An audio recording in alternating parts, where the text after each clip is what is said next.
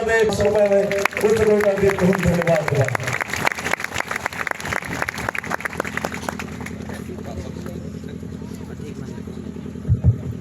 Hello public sound बढ़े दो। Hello hello hello hello praise the lord hallelujah. प्रभु जीशु ख्रीष्ट को अति बहुमूल्य नाम रे प्रभु को दास भाव में आपण मान समस्त को ख्रीष्टीय नमस्कार जनाए। समस्त को नमस्कार।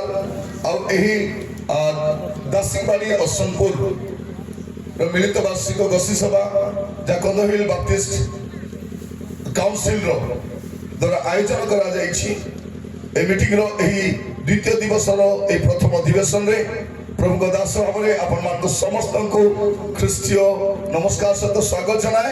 प्रभु आपण मान प्रत्येक को बाहुल्य रूपे आशीर्वाद करंतु। आज आम प्रभु को वाक्य ध्यान करने जाऊँ। आम प्रसंग पद हूँ प्रथम पितर 4 पर्व तार 7 पद। प्रथम पितर 4 पर्व तार 7 पद। हाँ मात्र समस्त विषय अंतिम काल मात्र समस्त विषयर अंतिम काल सन्निकट। बाइबल कौन कहूँ समस्त विषयर अंतिम काल सन्निकट। प्रिय भाई भाई माने आमे जो जगत रे वास करूछु आर भविष्य बाइबल प्रकाश करे।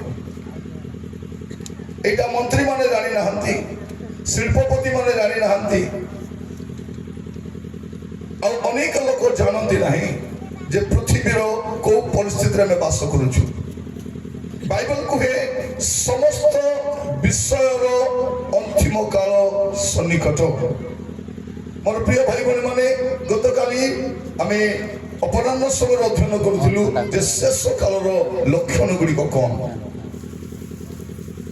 जदि आपण गतकाली आसी नाहंती यूट्यूब रे थिबो आपण सुनि नेबे ओडिया बाइबल ट्यूटोरियल। एटा मोर ऑनलाइन रो मीटिंग रो ऑफिशियल चैनल। आपण माने सेठी जाई सुनि पारिबे। गतकाली रो मेसेज ता सेठी थिबो ओडिया बाइबल ट्यूटोरियल रे एटा रहिछि। आपण माने सुनि पारिबे। किंतु आपण मान को कहि रखे गतकाली आमे ध्यान करूथिलु जे शेष काल बाइबल कहूँ समस्त विषयर अंतिम काल सन्निकट। तो आमे को काल रे अछु गतकाली से कहूँ कारण एवरी पुस्तक लेखक लिखुचंती एवरी तार 1 पर्व 1-2 पद से लिखुचंती जे प्रभु यीशु ख्रीष्ट जो जगत को आसिले सेटा होचे शेष काल रो आरंभ। तो यीशु शेष काल रे जगत को आसिले। लुक जतले प्रेरित पुस्तक लिखुचंती तार 2 पर्व 17 पद लिखुचंती जे पवित्र आत्मा को आगमन शेष काल रो प्रकाशन होते। एण बाइबल परमेश्वर कौन कहिथिले जे शेष काल रे से आपण आत्मा ढाली देबे। और शेष काल आ गोटे चिन्ह हम देखुथिलु दानिएल 12 पर्व तार 4 पद रे जे शेष काल रे लोक माने एणे तेणे धावमान हेबे। अल्प समय रे गोटे जगह आ गोटे जगह को जिबे। त माने कोन दूरता भी कमी जीवो द्रुतता भी बढ़ी जीवो। ता सहित कोन ज्ञान भी बढ़िबो ज्ञान बढ़िबो। प्रिय भाई भनी माने आमे कंधमार लोक माने आमर जमी बाड़ी को मद पाई बिकी दे। कौन पाई मद पाई केते टंका रे 1000 टंका रे अल्प हेले लक्ष टंका रे।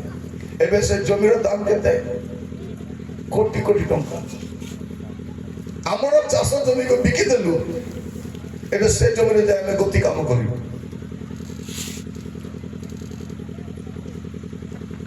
भावतु नहीं ए कंधमाल जो रास्ता होची दुकान बाजार होची टूरिज्म आसुची ए फैक्ट्री बसिबो आपण को पाई नहे। एटा शिल्पपति धनी लोक मानकर एटा कोन बोड अड्डा होबो। आगो को आपण देखो कंधमाल रो କିଛି ଉନ୍ନତି ହେବ ନାହିଁ। କନ୍ଧମାଳରେ କଣ କରାଯିବ? ଆମର କନ୍ଧ କନ୍ଧ ମଧ୍ୟରେ ଝଗଡ଼ା କରାଯିବ। ଆମର ଲୋକମାନେ ମରା ପିଟା ହିଁ ମରିବେ, ଲାଭ ପାଇବେ ସେମାନେ। ଆଗକୁ ଆପଣ ଦେଖିବେ ଖାଲି କନ୍ଧମାଳ ବୋଲି କହୁନାହିଁ, ଯୋଉ ଯୋଉ ଜାଗାରେ ଆଦିବାସୀ ମାନେ ଅଛନ୍ତି ତାଙ୍କୁ ଦମନ କରାଯିବ, ତାଙ୍କୁ ଦଳିତ କରାଯିବ। ଆଗରୁ ତ ଦଳିତ ମାନେ କଣ? ପାଦ ତଳେ ଥିବା ଲୋକ ଦଳିତ ବୋଲି କୁହାଯାଏ। ଦଳିତ ମାନେ କିଏ? ଆମେ ଆଦିବାସୀ ମାନେ। ଜ୍ଞାନ ବଢିବ, ଲୋକମାନଙ୍କ ଜ୍ଞାନ ବଢି ଯାଇଛି। ଶେଷ କାଳରେ କଣ ହବ? ଜିହୁଦା ପୁସ୍ତକ ଆମେ ଦେଖିଥିଲୁ ତାର 18 ପଦ 20 ପଦରେ ଯେ ଦଳଭେଦ ହେବ, ସାଂସାରିକ ମନ ଲୋକମାନେ ଆସିବେ, ଆଉ ଈଶ୍ୱରଙ୍କ ଆତ୍ମା ସେଠାରେ ନଥିବ। ଏଇଠୁ ଜାଣିବେ ମୁଁ ଯାହା ଯାହା କହୁଛି ଏଇଟା ଭିତରୁ କୋଉଟା ବି ଘଟିବାର ବାକି ନାହିଁ। ଦ୍ରୁତତା ବଢି ଚାଲିଛି, ଜ୍ଞାନ ବଢି ଚାଲିଛି, ଦଳଭେଦ ଚାଲିଛି, ଲୋକମାନେ ସାଂସାରିକ ମନା, ଈଶ୍ୱରଙ୍କ ଆତ୍ମା ବିହୀନ ଲୋକ।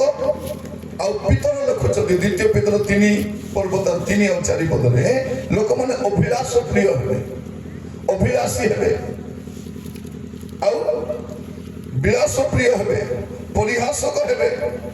ଶେଷ କାଳରେ କେମିତି ଥିବେ? ବାପା ମାର କଥା ମାନିବେ ନାହିଁ, ଯେତେ ଉପକାର କଲେ ବି ଉପକାରକୁ ଭୁଲିଯିବେ। ଅତ୍ୟାଚାର ବଢିବ, ଦୁର୍ନୀତି ବଢିବ, ଭ୍ରଷ୍ଟତା ବଢିବ। ଆଉ ଶେଷ କାଳର ସରକାର କୋଉଟା? ମୁଁ ଗତକାଲି କହୁଥିଲି ଯଦି ଲୁହା ଆଉ ମାଟି ମିଶିକି ରହିବ ନାହିଁ, କୋଉ ଦଳ ସାଙ୍ଗେ ମିଶିକି ରହିବ ନାହିଁ। ଗୋଟିଏ ଦଳ ମଧ୍ୟରେ ସୁଦ୍ଧା ଅନେକ ଦଳ ଲୋକ ଥିବେ। ଏବେ କେନ୍ଦ୍ର ସରକାରରେ କେତେଟା ଦଳ ଅଛନ୍ତି? କେତେ ଦଳ, ତାଙ୍କ ଭିତରେ ବି ଆହୁରି ଦଳ, ଦଳ ଭିତରେ ଦଳ, କାଟ ତ କାଟ ପଡିବ। ଆଜି ଏଇ ଦଳ ତ କାଲି ସେଇ ଦଳ। এইটা শেষ কালর চিহ্ন। কারণ গণতন্ত্র হচ্ছে পৃথিবীর শেষ সরকার, তারপরে পৃথিবীর সরকার আর নথিব। মোর প্রিয় ভাই ভনী মানে আমি ভাবিলু সরকারকে বাছিছু, সরকার দেশের উন্নতি করিব। সরকার কোন করুছি? 300 বর্ষর পুরোনা কবরকে খোলুছি। কোন কবর খোলা চালিছি। মলা লোক মানুষ গালি দৌঁଛନ୍ତି, বঞ্চলা লোক যত্ন নেউনাহাନ୍ତି। আগামী সময় আপনার দেখবে আহরি অনেক সমস্যা মুন্ড টেকিব। লোক মানে কেবল রাজরাস্তার ওহ্লাইবে। শেষ কালর চিহ্ন। মোর প্রিয় ভাই ভনী মানে মু আপনার কহি রখে, প্রভু যীশু খ্রিস্টଙ୍କର আগমন পূର୍ବରୁ କଣ ସବୁ ଘଟିବ ମୁଁ ଟିକେ କହିକି ଆଗକୁ ନେବା ପାଇଁ ଚାହେଁ। ଲୋକଲିଖିତ ସୁସମାଚାର ମସ୍ତ ଖୋଲନ୍ତୁ, ସେଇଠୁ ମୁଁ ଆପଣମାନଙ୍କୁ କେତେଟା ଛୋଟ ଛୋଟ ବିଷୟ କହିବା ପାଇଁ ଚାହେଁ, ଯାହା ପଢିଲେ ଆପଣ ବୁଝିପାରିବେ ଯେ ଆପଣ କେମିତି ସମୟରେ ବାସ କରୁଛନ୍ତି। ଲୋକଲିଖିତ ସୁସମାଚାର ତାର 21 ପର୍ବ ତାର 9 ପଦ। ମୁଁ ଯାହା ବି କହିବି ବାଇବଲରେ ଯାହା ଲେଖା ହେଇଛି ତାକୁ କେନ୍ଦ୍ର କରି କହିବି, ଆପଣଙ୍କୁ କାହାଣୀ କହି ବୋକା ବନେଇବି ନାହିଁ। ଆପଣଙ୍କ ପାଖରେ ବି ବାଇବଲ ଅଛି, ଆପଣ ନିଜେ ଦେଖିପାରିବେ। ପ୍ରିୟ ମାନେ ଖ୍ରୀଷ୍ଟିଆନ ମାନେ କାହାକୁ ବୋକା ବନାନ୍ତି ନାହିଁ, କାହାକୁ ଠକନ୍ତି ନାହିଁ। ଯାହା ଲେଖା ହେଇଛି ଯାହା କୁହନ୍ତି। ଆମର ଦେଶ ଏମିତି ନଥିଲା। ଯେତେବେଳେ ଖ୍ରୀଷ୍ଟିଆନ ମାନେ ଆସିଲେ ଆମ ଦେଶ ବଦଳିଛି। ଆମ ଦେଶର ଶିକ୍ଷା ଆସିଲା, ଉନ୍ନତି ଆସିଲା, ସମୃଦ୍ଧି ଆସିଲା, ସ୍ୱାସ୍ଥ୍ୟ ବ୍ୟବସ୍ଥା ଆସିଲା ଖ୍ରୀଷ୍ଟିଆନ ମାନେ ଆସିବା ଦ୍ୱାରା। ଅନ୍ୟ କୌଣସି ଧର୍ମ ଅପେକ୍ଷା ଖ୍ରୀଷ୍ଟିଆନ ଲୋକମାନଙ୍କର ଭାରତରେ ଅଧିକ ଅବଦାନ ରହିଛି। ତୁମେ ଗାଳି କରିପାରିବ କିନ୍ତୁ ଆମର ଅବଦାନକୁ ତୁମେ ଭୁଲ ବୋଲି କହିପାରିବନି। ଭାରତର ବ୍ୟାଙ୍କ ଖ୍ରୀଷ୍ଟିଆନ ମାନେ ଆଣିଛନ୍ତି, ଏଜୁକେସନ ଖ୍ରୀଷ୍ଟିଆନ ମାନେ ଆଣିଛନ୍ତି, ହସ୍ପିଟାଲ ଖ୍ରୀଷ୍ଟିଆନ ମାନେ ଆଣିଛନ୍ତି, ଏଗ୍ରିକଲଚର ଖ୍ରୀଷ୍ଟିଆନ ମାନେ ଆଣିଛନ୍ତି, ରାସ୍ତା ଖ୍ରୀଷ୍ଟିଆନ ମାନେ ବନେଇଛନ୍ତି, ରେଳ ଖ୍ରୀଷ୍ଟିଆନ ମାନେ ବନେଇଛନ୍ତି, ଉଡ଼ାଜାହାଜ ଖ୍ରୀଷ୍ଟିଆନ ମାନେ ବନେଇଛନ୍ତି, ଲାଇଟ ଖ୍ରୀଷ୍ଟିଆନ ମାନେ ଦେଇଛନ୍ତି, माइक्रोफोन ख्रिस्टियन माने देइछथि जेसीबी गाड़ी भी ख्रिस्टियन माने कोन देना आम देश एमती नथिला आम देश रे उन्नति आनी ख्रिस्टियन माने आज से माइक धरी ख्रिस्टियन मान को गाली करूछ से मान को लाइट रे लगाई करे हमको गाली करूछ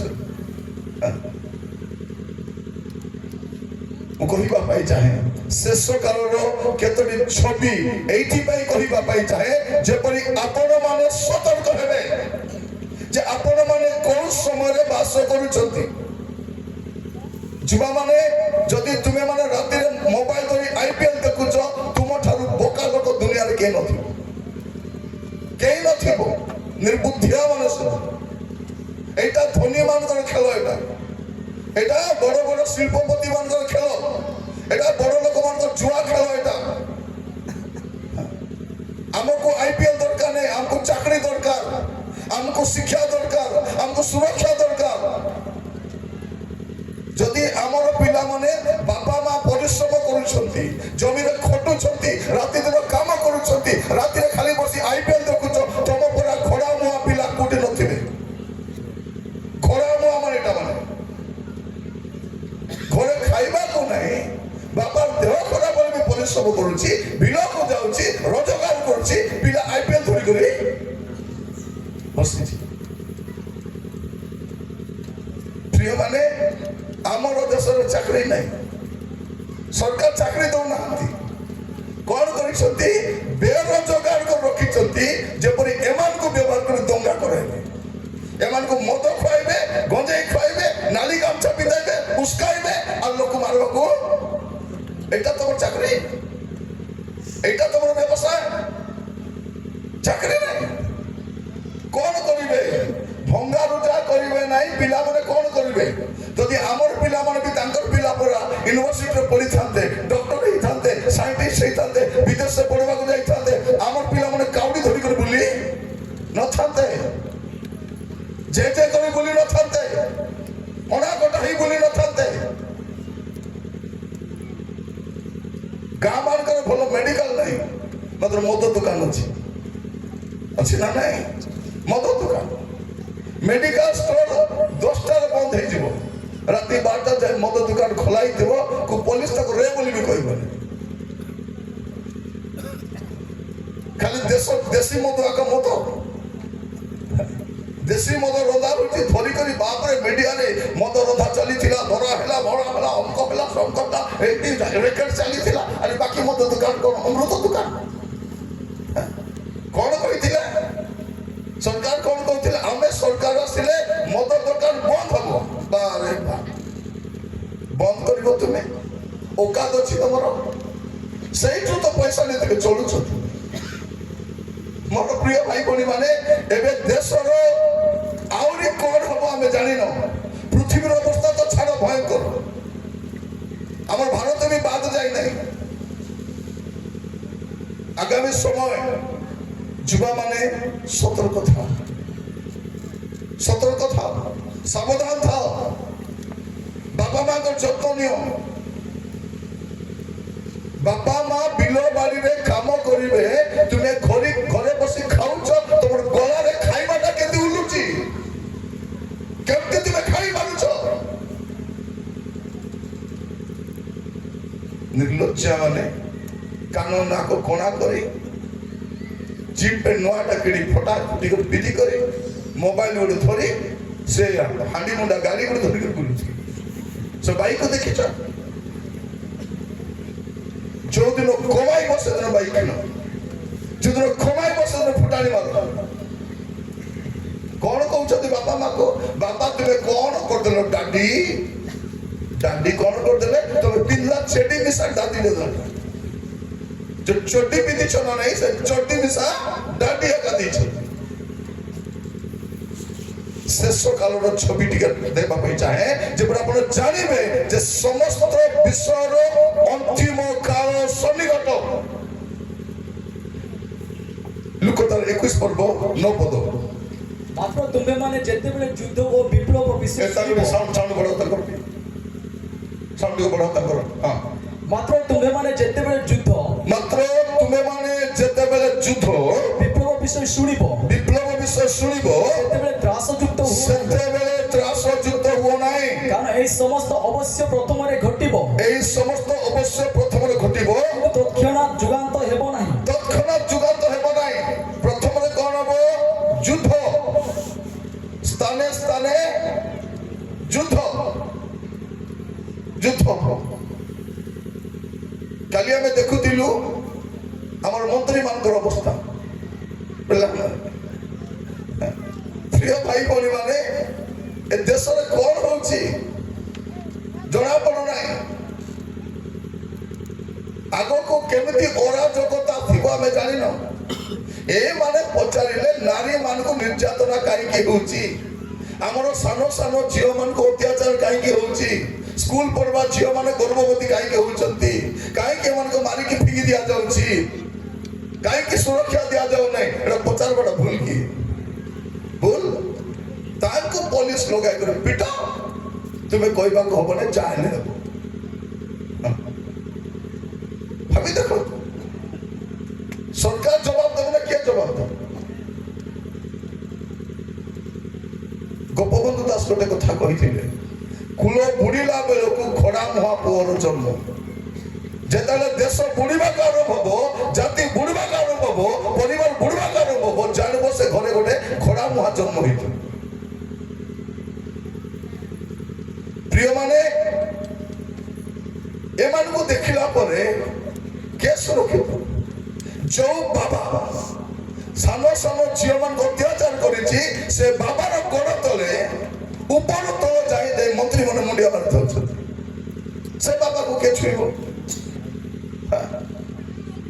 କିଏ ଛୁଇଁବ?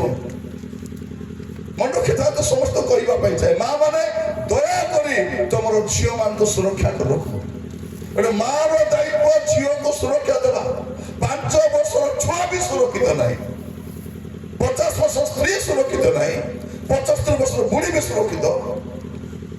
କାହିଁକି? ଲୋକମାନେ ଯଦି ମଦ ଗଞ୍ଜେଇ ଖାଇବେ ପଶୁ ପାଲଟି ଯିବେ। ନିଶା କଣ କରେ? ନିଶା ମଣିଷକୁ ନାଶ କରେ। ଖରାପ ସିନେମା ଆସୁଛି, ଖରାପ ଭିଡିଓ ଆସୁଛି, ମୋବାଇଲରେ ଖାଲି ଖରାପ ଖରାପ ଆସୁଛି।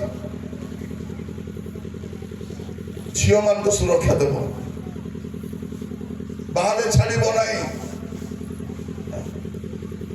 ସ୍କୁଲ ତମେ ଛାଡ଼ିବ, ତୁମେ ଆଣିବ। କାହାର ଭରସାରେ ଛୁଆ ମାନଙ୍କୁ ଛାଡ଼ିବ ନାହିଁ, କାହାର ଭରସା ନାହିଁ। ଆମ ଝିଅ ମାନେ ନା ଥାନାରେ ସୁରକ୍ଷିତ, ନା ସ୍କୁଲରେ ସୁରକ୍ଷିତ, ନା ମେଡିକାଲରେ ସୁରକ୍ଷିତ, ନା ଅଟୋରେ ସୁରକ୍ଷିତ, ନା ବସରେ ସୁରକ୍ଷିତ। କୋଉଠି ସୁରକ୍ଷିତ ଅଛି? ଗୋଟେ ଅସୁରକ୍ଷିତ ସମୟରେ ବାସ କରୁଛୁ। ତ ଆଗାମୀ ସମୟରେ ଦେଖିବେ ଯୁଦ୍ଧ ଆଉ ବିପ୍ଳବ। ଏବେ କିଏ ବିପ୍ଳବ କରୁଛି? ମନ୍ତ୍ରୀ ମାନେ ବିପ୍ଳବ କରୁଛନ୍ତି। କିଏ ବିପ୍ଳବ କରୁଛି? ବିଚାରପତି ମାନେ ବିପ୍ଳବ କରି କହୁଛନ୍ତି ଆମକୁ ସୁରକ୍ଷା ଦିଅ, ଆମେ ସୁରକ୍ଷିତ ନାହିଁ। ଏବେ ଗୋଟେ ବିଚାରପତି ଘରେ କେତେ କୋଟି କୋଟି ଟଙ୍କା ବାହାରିଲା। କଣ କରୁଥିଲେ? ଟଙ୍କା ରଖି ଜନସେବା କେନ୍ଦ୍ର ଖୋଲିଥିଲେ। ମୋର ପ୍ରିୟ ଭାଇ ଭଉଣୀ ମାନେ, ବିପ୍ଳବ ହବ।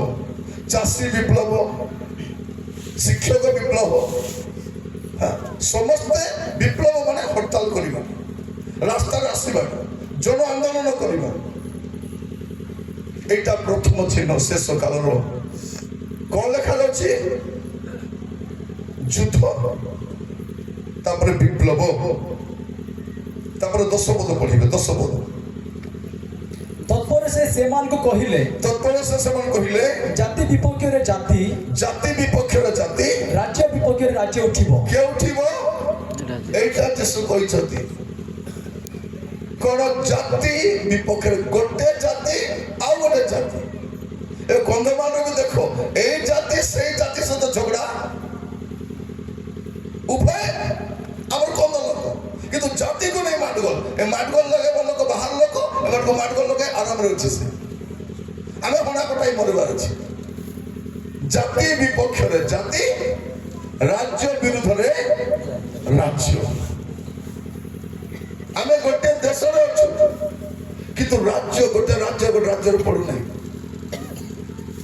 ପଡୁନାହିଁ। ମାରୁଛନ୍ତି। ପ୍ରିୟ ଭାଇ ବନ୍ଧୁମାନେ କେମିତି ଭାବିଦେବ ମଣିପୁର କୋଉ ଦେଶରେ ଅଛି? କୋଉ ଦେଶରେ? ଭାରତ ଦେଶରେ। ମଣିପୁରକୁ ଜଳାଇ ପାଉଶ କରିଦେଲେ, ସ୍ତ୍ରୀ ମାନଙ୍କୁ ନିର୍ଯାତନା କଲେ, ଚର୍ଚ୍ଚକୁ ଭାଙ୍ଗିଲେ। ଏବେ ବି ଲୋକ ରିଲିଫ କ୍ୟାମ୍ପରେ ଅଛନ୍ତି। ଏବେ ରାଷ୍ଟ୍ରପତି ଶାସନ ଚାଲିଛି। କେତେବେଳେ ଚାଲିଲା? ଯେତେବେଳେ ସେ ମୁଖ୍ୟମନ୍ତ୍ରୀକୁ କହିଲେ ତୁମେ କେତେ ଦିନରେ ପୁଡେଇବ ଏମାନଙ୍କୁ, କେତେ ଦିନରେ ମାରିବ, କେତେ ଦିନରେ ସବୁ ଭାଙ୍ଗିବ, ତାପରେ ସବୁ ସରିଲା ପରେ ଆଜ୍ଞା ଆମର କାମ ସରିଗଲା, ତାପରେ ରାଷ୍ଟ୍ରପତି ଶାସନ। 2 ମାସ କଲୋନି ରାଷ୍ଟ୍ରପତି ଶାସନ, 2 ସପ୍ତାହ କଲୋନି ରାଷ୍ଟ୍ରପତି ଶାସନ, 2 ବର୍ଷ ପରେ କାହିଁକି ରାଷ୍ଟ୍ରପତି ଶାସନ? ପ୍ରିୟମାନେ, ଆମର ଗୋଟିଏ ଦେଶରେ ଗୋଟେ ରାଜ୍ୟ ଜଳୁଛି। ଏବେ ଆଉ ଗୋଟେ ରାଜ୍ୟର ସମସ୍ୟା ଅଛି, ଓଡ଼ିଶା ରାଜ୍ୟର ସମସ୍ୟା ଅଛି। ରାଜ୍ୟ ବିରୁଦ୍ଧରେ ରାଜ୍ୟ, ଜାତି ବିରୁଦ୍ଧରେ ଜାତି, ଭାଷା ବିରୁଦ୍ଧରେ ଭାଷା। ଭାଷା ମୁଁ ଆସିଲା ବେଳୁ ଦେଖୁଛି, ମତେ ସିନା କୁଇ ଜଣା ନାହିଁ, ଆପଣଙ୍କୁ ଜଣା କି ନାହିଁ? କୁଇରେ ଗୀତ ଗାଇଲେ କଣ ହେଲା? କୁଇରେ ପ୍ରାର୍ଥନା କଲେ କଣ ହେଲା? କୁଇରେ ଆନାଉନ୍ସମେଣ୍ଟ କଲେ କଣ ହେଲା? ଭାଷା ବଞ୍ଚିଲେ ଆପଣ ବଞ୍ଚିବେ। ବେଶୀ ଓଡ଼ିଆ ହୁଅନ୍ତୁ ନାହିଁ। ଓଡ଼ିଆ କହିବା ପାଇଁ ବାଲେଶ୍ୱର ଲୋକ ଅଛନ୍ତି, କଟକ ଅଛନ୍ତି, ପୁରୀ ଅଛନ୍ତି। କୁଇ କହିବା ପାଇଁ ଆପଣ ଏକା ଅଛନ୍ତି। ଯେଉଁ ଲୋକ ଭାଷାକୁ ପ୍ରେମ କରି ନାହିଁ, ସେ ଉନ୍ନତି ହିଁ ନାହିଁ। ନିଜ ଭାଷାରେ ଗୀତ ଗାଇବ, ନିଜ ଭାଷାରେ ପ୍ରାର୍ଥନା କରିବ, ନିଜ ଭାଷାର ସାକ୍ଷ୍ୟ ଦେବ, ନିଜ ଭାଷା। ଯାହା ତୁ ଦାରିଙ୍ଗବାଡ଼ିରେ କୁଇ ଭାଷାର ଦୋକାନ ଲାଗୁଛୁ, ଯଦି ଦେବ ନାହିଁ ତତେ କୁଇ ଜଣାଲେ ତୁଇ ଟିକେ କଣ କରୁଛନ୍ତି? ଓଡ଼ିଆ କଣ, କଣ ମନ କଣ? ନିଜ ଭାଷାରେ ପ୍ରାର୍ଥନା କରୁ। ମୁଁ ଜାଣି ନାହିଁ, ମୋର ଦୁଃଖ। ଯଦି ମୁଁ ଜାଣିଥାନ୍ତି କୁଇ ଭାଷାରେ ପ୍ରଚାର କରିଥାନ୍ତି। ସମସ୍ତଙ୍କୁ କହିବା ପାଇଁ ଚାହେଁ, ଆପଣ ଭାଷାକୁ ଆଦର କରନ୍ତୁ। କୌଣସି ଭାଷାର ହୀନ ମାନ୍ୟତା ନାହିଁ। ପ୍ରତ୍ୟେକ ଭାଷା ନିଜର ମର୍ଯ୍ୟାଦା ଅଛି, ମର୍ଯ୍ୟାଦା ଅଛି। ଯୋଉ ଜାତି ଯୋଉ ଭାଷାକୁ ପ୍ରେମ କରିବ ନାହିଁ, ସେ ଜାତି ଧୀରେ ଧୀରେ ଲୋପ ପାଇଯିବ, ଲୋପ ପାଇଯିବ। ଲେଖନ୍ତୁ, ଆମର କନ୍ଧମାଳରେ ଯେତେବେଳେ ବାହାରୁ ପ୍ରଭୁଙ୍କ ଦାସମାନେ ଆସିଲେ, ଆମ ପାଇଁ କୁଇ ଗୀତ ଲେଖିକରି ଗଲେ, ଗଲେ ନା ନାହିଁ? ସେମିତି ଗୀତ ଏବେ ଯାଏ ଲେଖା ହେଇନାହିଁ। ଶାସ୍ତ୍ର ଅନୁମୋଦିତ ଗୀତ। ଆମର ଗୀତ କଣ? ଖାଲି ବାଜା ବାଜୁଥିବ, ଡିକି ଚିକୁଡି ଡିକି ଚିକୁଡି ଡୁକୁ ଡୁକୁ ଡୁକୁ ଡୁକୁ ଡୁକୁ ସରିଲା। 2 ମାସ ପରେ ଗୀତ ବି ହଜିଯିବ, ଗୀତ ଗାଇବା ନ ହୁଏ, ହଜିଯିବ। କିନ୍ତୁ ସେଇ ଗୀତ ଗୁଡାକ କାଳଜୟୀ ଗୀତ ଗୁଡାକ, ସେଇ ଗୀତ ଗୁଡା ଗାଆନ୍ତୁ। ମା ମାନେ ଜମିରେ କାମ କଲା ବେଳେ ସେ ଗୀତ ଗାଆନ୍ତୁ, ରାନ୍ଧିଲା ବେଳେ ଗାଆନ୍ତୁ, ଝାଡୁ କଲା ବେଳେ ଗାଆନ୍ତୁ। ନିଜ ଭାଷାକୁ ପ୍ରେମ କରନ୍ତୁ।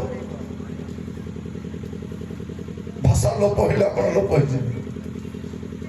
କୁଇ ଭାଷା କହିବା ଲଜ୍ଜାର ବିଷୟ ନୁହେଁ। ମୁଁ ଯେତେବେଳେ ପ୍ରଚାର କରେ ଅନ୍ୟ ଜାଗାରେ, ଯଦି ମୁଁ ଜାଣିଛି ସେ ଭାଷାକୁ ମୁଁ ବ୍ୟବହାର କରେ। ଭାଷା ତ ଟିକେ ବି ଜାଣିଛି ମୁଁ ବ୍ୟବହାର କରେ, କାରଣ ପ୍ରତ୍ୟେକ ଭାଷାର ମର୍ଯ୍ୟାଦା ଅଛି। ଭାଷାକୁ ଲୋପ କରନ୍ତୁ ନାହିଁ। ଆଜି ଭାଷାକୁ ଭାଷା ନେଇ ମଧ୍ୟ ଏବେ ଚେଷ୍ଟା କରୁଛନ୍ତି କଣ? ଭାରତରେ ଗୋଟିଏ ଭାଷା କରିବେ, ହିନ୍ଦୀ ଭାଷା। ହିନ୍ଦୀ ଭାଷା କାହିଁ କରୁଛ? ସଂସ୍କୃତ ଭାଷା କରିଦଉନ ନାଇଁ କି? ସନାତନୀ ଭାଷା ହେବ, ସବୁ ସଂସ୍କୃତରେ କଥାବାର୍ତ୍ତା ହେବ। ପ୍ରତ୍ୟେକ ଜିଲ୍ଲାର, ପ୍ରତ୍ୟେକ ରାଜ୍ୟର, ପ୍ରତ୍ୟେକ ଗୋଷ୍ଠୀର ସମସ୍ତଙ୍କ ନିଜ ଭାଷା ଅଛି। ଏବେ ଭାଷାକୁ ନେଇ ଆନ୍ଦୋଳନ ଚାଲିବ, ଜାତିକୁ ନେଇ ଜାତି, ଆହୁରି ଏଇଟା ଚାଲିଥିବ। ମୋର ପ୍ରିୟ ମାନେ, ଧର୍ମ ଧର୍ମ ବିରୁଦ୍ଧରେ, ଜାତି ଜାତି ବିରୁଦ୍ଧରେ, ରାଜ୍ୟ ରାଜ୍ୟ ବିରୁଦ୍ଧରେ, ଏଇଟା ଗୋଟେ ଚିହ୍ନ।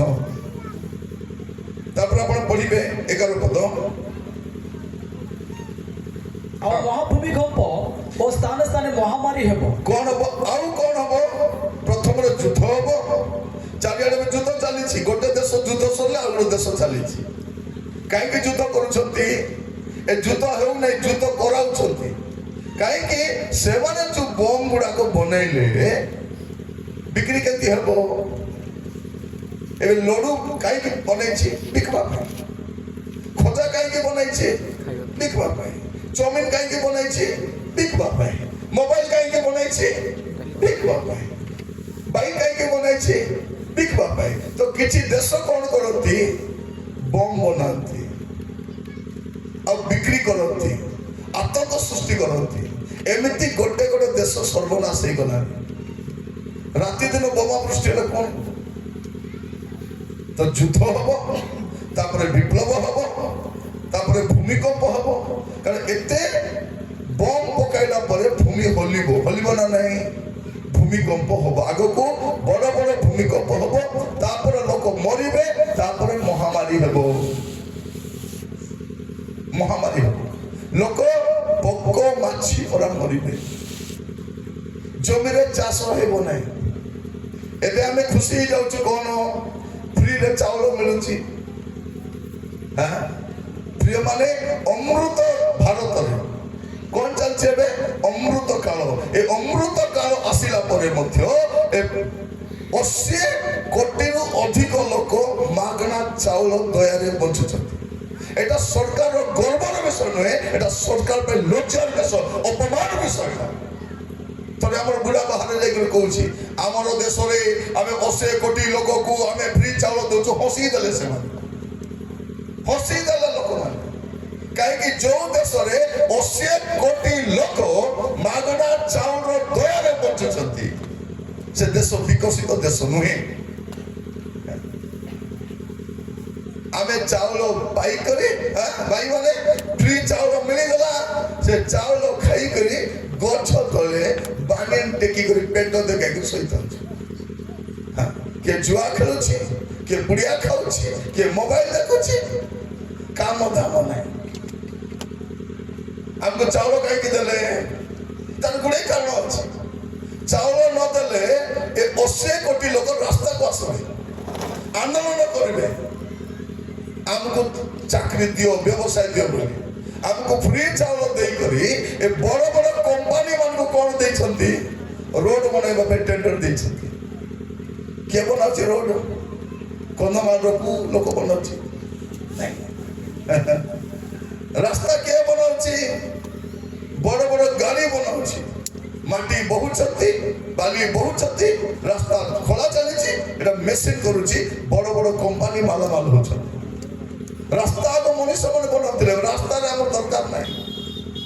ବିଲ୍ଡିଂ କିଏ ବନାଉଛି, ମେସିନ ବନାଉଛି। ଗାତ ଖୋଳିବ ମେସିନ, ଢଳେଇ ବି କରିବ ମେସିନ। ଏବେ ତ ପ୍ଲାଷ୍ଟର କରିବା ପାଇଁ ବି ମେସିନ ପଳେଇଛି, ଚୂନ ବି ମାରିବ ମେସିନ।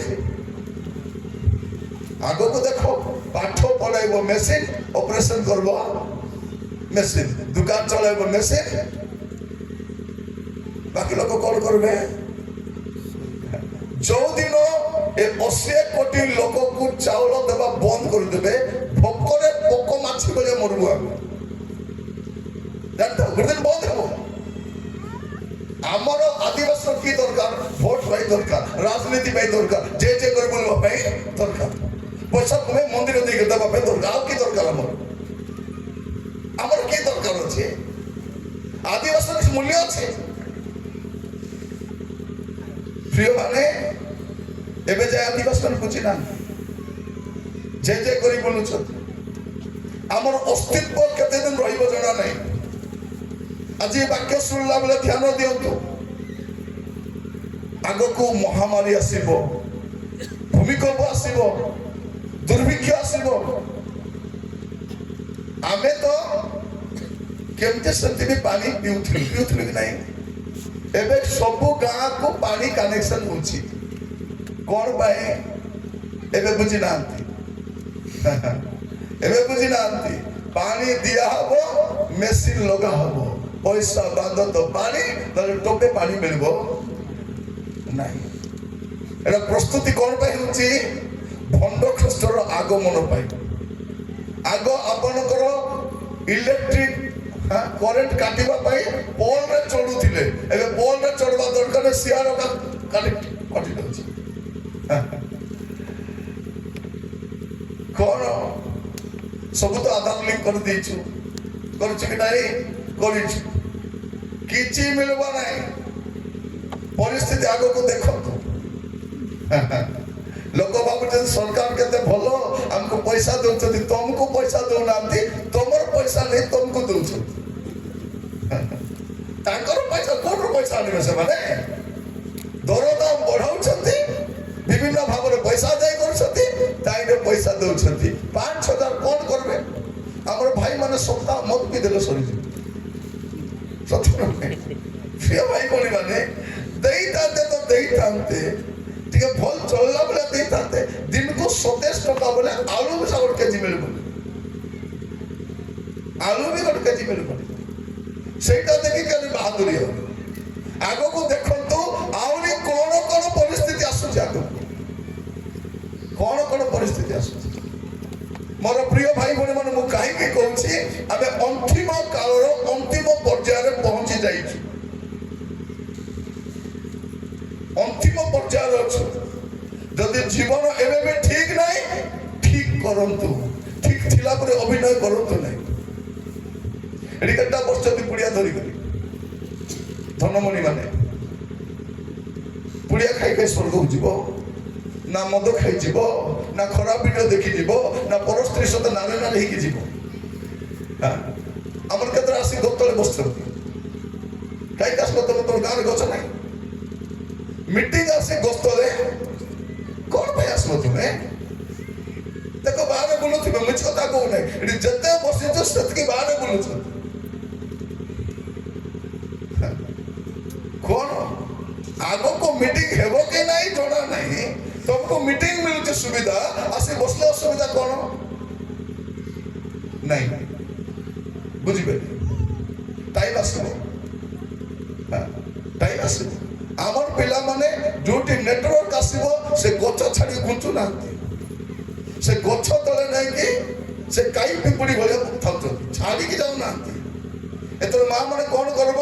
ତମର ପିଲାମାନେ ମୋବାଇଲ ଧରି ଗଛ ତଳକୁ ଯିବେ କି ନାହିଁ? ମା ମାନେ ଗଲା ବେଳକୁ ଖାଇବାଟା ବି ଟିକେ ପଖାଳ ଟିକେ ଭଜା ଟିକେ ଦେବ ବାବୁ, ସେ ଗଛ ତଳେ ଖାଇକରି ଥା। ଏଠି ଟାୱଲ ଗୋଟେ ନେଇ ବିଚାଇ କରି ଶୋଇବୁ ହେଲା। ଝାଡା ଫାଡା ଲାଗୁ ହେଲେ ଢାଳ ନେଇ ତା ସିଆଡେ କୁଆଡେ ଆଇବା ଦରକାର ନାହିଁ। ଥାଇକରି କି ଲାଭ କଣ? ଏଡେ ବଡ ବଡ ଭେଣ୍ଡିଆ ହେଲେଣି, କିଛି କାମକୁ ନାହିଁ। ମୋର ପ୍ରିୟ ମାନେ, ମୋର କଥା ଯଦି ତମର କାନକୁ ପଶୁ ନାହିଁ, କିଏ ବୁଝାଇଲେ ପଶୁ? ଏବେ ଟାଇମ ଅଛି, ଏବେ ଟାଇମ ଅଛି, ସୁଧୁରି ଯାଅ। ଆଗକୁ ଭଲ ସମୟ ନଥିବ। କଣ ଲେଖା ରହିଛି?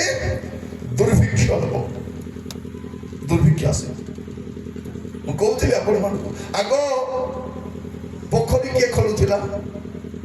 ଲୋକମାନେ ଖୋଲୁଥିଲେ। ଏବେ ପୋଖରୀ କିଏ ଖୋଲୁଛି? ଜେସିବି। ଜେସିବି ଆମର ବାପାଟା, ଜେସିବି ଖୋଲିଦେଲେ ଆମକୁ ପଇସା ସରକାର ଦେବ। ଯେ ଜେସିବି ଲଗାଇ ଖୋଲିଛି ସେ ପଇସା ଦେବ। ଆମେ ଖାଲି ବୋକା ମନ ଦେଖିକରି ବାପା 15 ଦିନରେ ପୋଖରୀ ଖୋଲିଦେଲା। ପୋଖରୀ ଖୋଲି ନାହିଁ, ଜେସିବି ତମର ପେଟରେ ଲାତ ମାରିକି ଯାଉଛି। ବୁଝୁନାହାନ୍ତି ଏବେ ଯାଏ। ପ୍ରିୟ ଭାଇ ଭଉଣୀ ମାନେ, ମନେ ରଖିଥାନ୍ତି, ଶେଷ କାଳର ଚିହ୍ନ ମୁଁ ଆପଣଙ୍କୁ କହିବା ପାଇଁ ଚାହୁଁଛି। ଏଇଟା ସରୁତା ଆଗକୁ ନେବି ଆପଣ। ଲୋକ ଶେଷ କାଳର କଣ ଚିହ୍ନ ଲେଖୁଛନ୍ତି? ଏଠି କଣ ଲେଖା ଯାଉଛି? ଯେ ଦୁର୍ଭିକ୍ଷ ହବ। ତାପରେ ଆପଣ 12 ପଦବୀ ପଢନ୍ତୁ। ପୁଣି ଆକାଶ ମଣ୍ଡଳରେ ଭୟଙ୍କର ଦୃଶ୍ୟ ଓ ମହାମହା ଲକ୍ଷଣ ଦେଖାଯିବ। କିନ୍ତୁ ଏ ସମସ୍ତ ଘଟଣା ପୂର୍ବେ ଲୋକେ ତୁମମାନଙ୍କୁ ଧରିବେ ଏବଂ ସମାଜ ଗୃହ ଓ କାରାଗାରରେ ତୁମମାନଙ୍କୁ ସମର୍ପଣ କରି ତାଡ଼ନା କରିବେ। 12 ପଦ ପଢିଲେ କି ନା? ଆଜ୍ଞା। 12। କିନ୍ତୁ এই সমস্ত ঘটনা পূর্বে লোকে তোমাকে ধরিবে, সমাজ গৃহরে কারাগারে তোমাকে সমর্পণ করে তাড়না করিবে, আর মো নাম সকাশে তুমি মানে রাজা শাসনকর্তা ছামুকু নিয়াଯିବ। ଏବେ এইটা চালিছি। কোন চালিছি? বিশ্বাসী মানকু ধরি করে থানাকু নিয়া হচ্ছে। পাস্টর মানকু থানাকু নেকি যাউଛନ୍ତି। প্রিয় মানে, চর্চ কার ক্ষতি করুছি? চর্চ সেবা দ্বারা কার ক্ষতি? আগ আমি মদ খাউলু, গঞ্জেই খাউলু, চোরি করুলু, ভুল কাম করুলু, কে আমাকে বুঝাইবা আসলে নাই। যেত এই পাপ কাম ছাড়ি আমি ভলা পড়ি গলু, সেদিন আমার ভাল লাগুনি।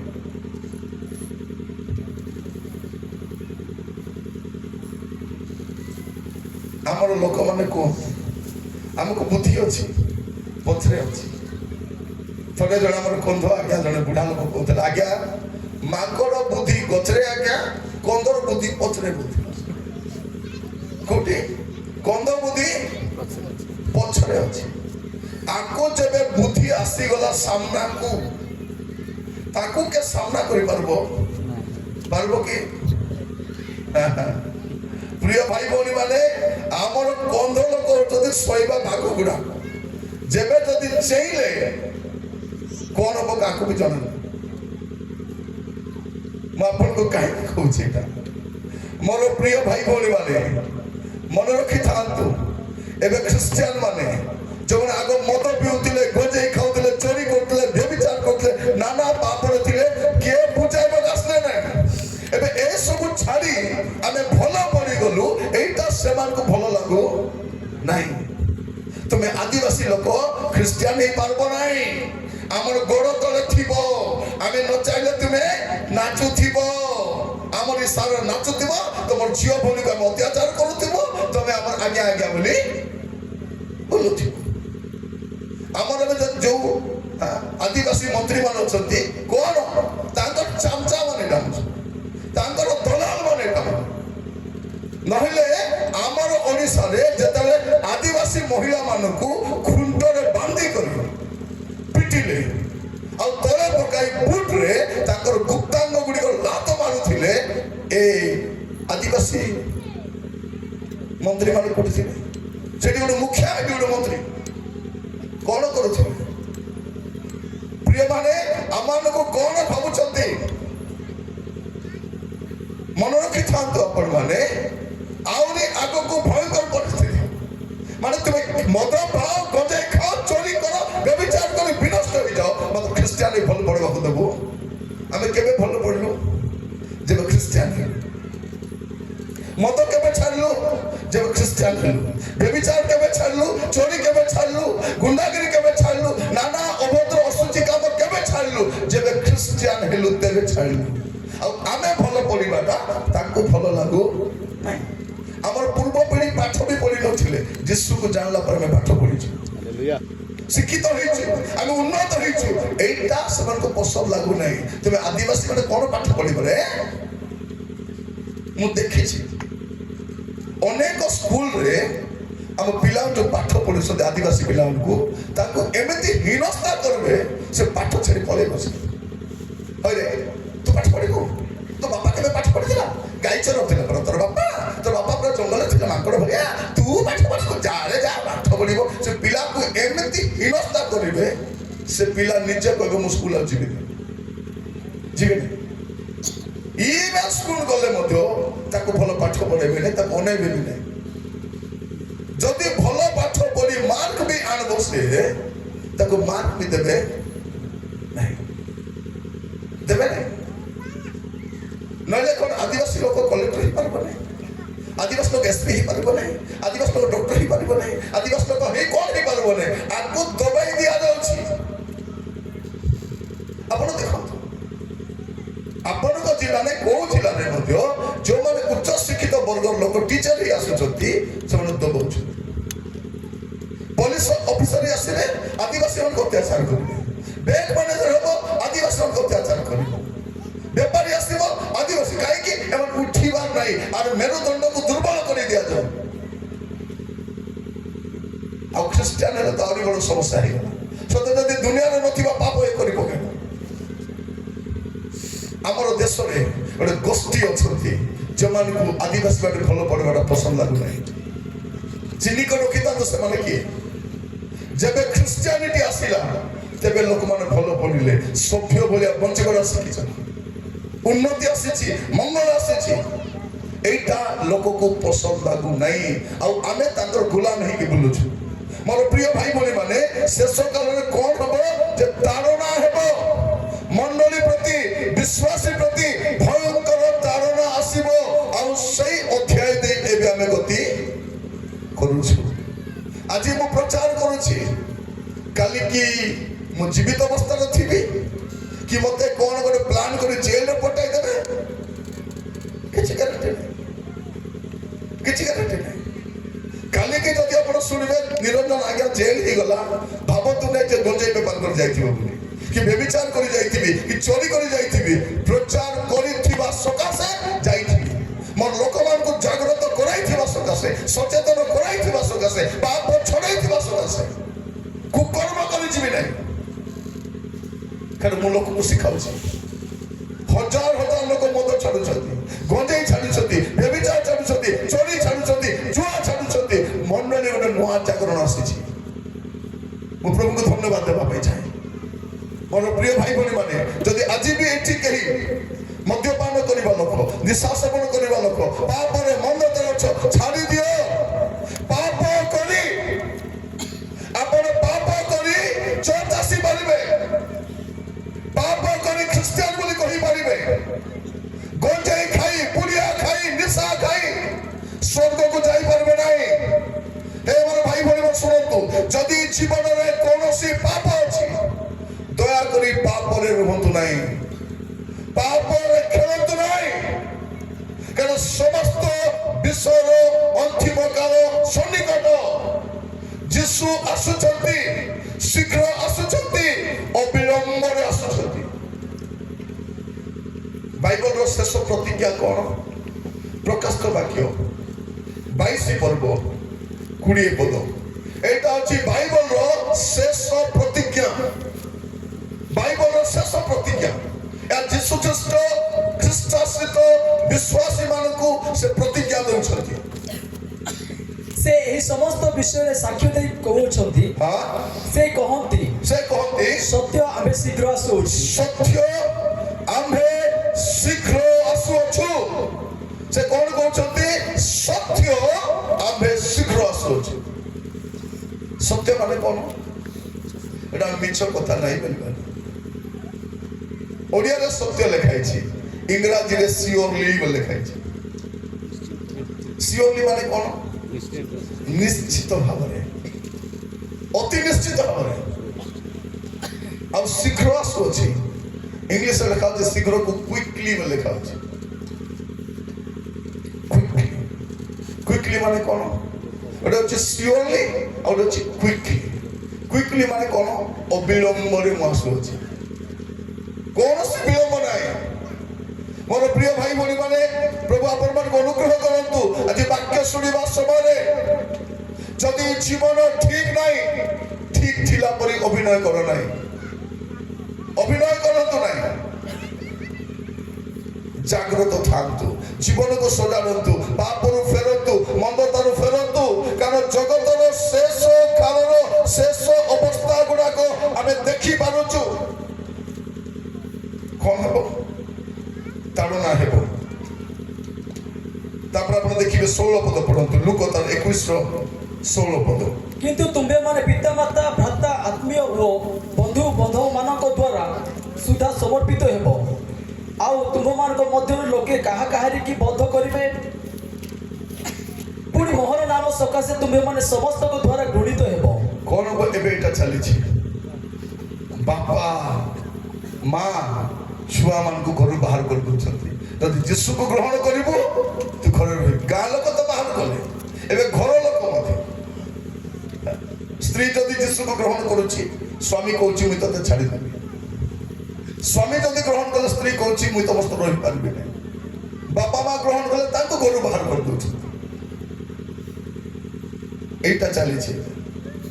মানে ଆପଣ ଘୃଣିତ କେବଳ ସରକାର ଦ୍ୱାରା ନୁହେଁ, ସମାଜର ଦ୍ୱାରା ନୁହେଁ, ପରିବାର ଦ୍ୱାରା ମଧ୍ୟ ଘୃଣିତ ହେବେ। ଯୀଶୁକୁ ଆପଣ ଗ୍ରହଣ କରିଛନ୍ତି। ସେଇଥିପାଇଁ ପ୍ରିୟ ଭାଇ ଭଉଣୀ ମାନେ, ପ୍ରଭୁ ଯୀଶୁ ଖ୍ରୀଷ୍ଟ ଆମକୁ ପୃଥିବୀରେ ଭଲ ଥିବା ପାଇଁ ଗ୍ୟାରେଣ୍ଟି ଦେଇନାହାନ୍ତି। କଣ ଗ୍ୟାରେଣ୍ଟି ଦେଇଛନ୍ତି? ଆମକୁ ସ୍ୱର୍ଗର ଗ୍ୟାରେଣ୍ଟି ଦେଇଛନ୍ତି। Hallelujah, hallelujah. ଗ୍ୟାରେଣ୍ଟି ସ୍ୱର୍ଗର ଗ୍ୟାରେଣ୍ଟି।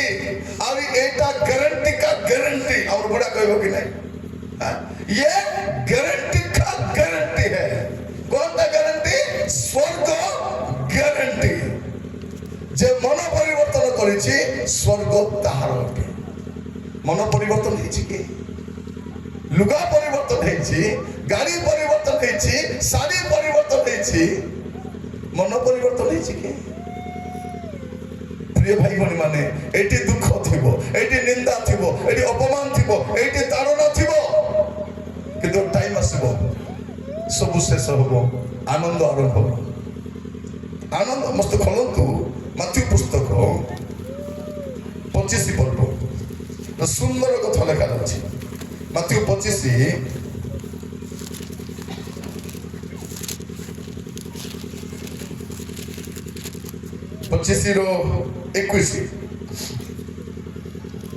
ତାହାର ପ୍ରଭୁ ତାହାକୁ କହିବେ ତାହାର ପ୍ରଭୁ ତାହାକୁ କହିଲେ କହିଲେ ବେଶ ଉତ୍ତମ ଓ ବିଶ୍ୱସ୍ତ ବେଶ ଉତ୍ତମ ଓ ବିଶ୍ୱସ୍ତ ଦାସ ତୁମେ ଅଳ୍ପ ବିଷୟରେ ବିଶ୍ୱସ୍ତ ହେଲ ତୁମେ ଅଳ୍ପ ବିଷୟରେ ବିଶ୍ୱସ୍ତ ହେଲ ମୁଁ ତୁମକୁ ବହୁତ ବିଷୟରେ ଉପଯୁକ୍ତ ନିଯୁକ୍ତ କରିବି ମୁଁ ତୁମକୁ ବହୁତ ବିଷୟ ଉପରେ ନିଯୁକ୍ତ କରିବି ତୁମେ ଆପଣ ପ୍ରଭୁଙ୍କ ଆନନ୍ଦର ସହଭାଗୀ ହୁଅ କଣ ଲେଖା ଅଛି ତୁମେ ଆପଣ ପ୍ରଭୁଙ୍କ ଆନନ୍ଦ ହାଲେଲୁୟା ହାଲେଲୁୟା ହାଲେଲୁୟା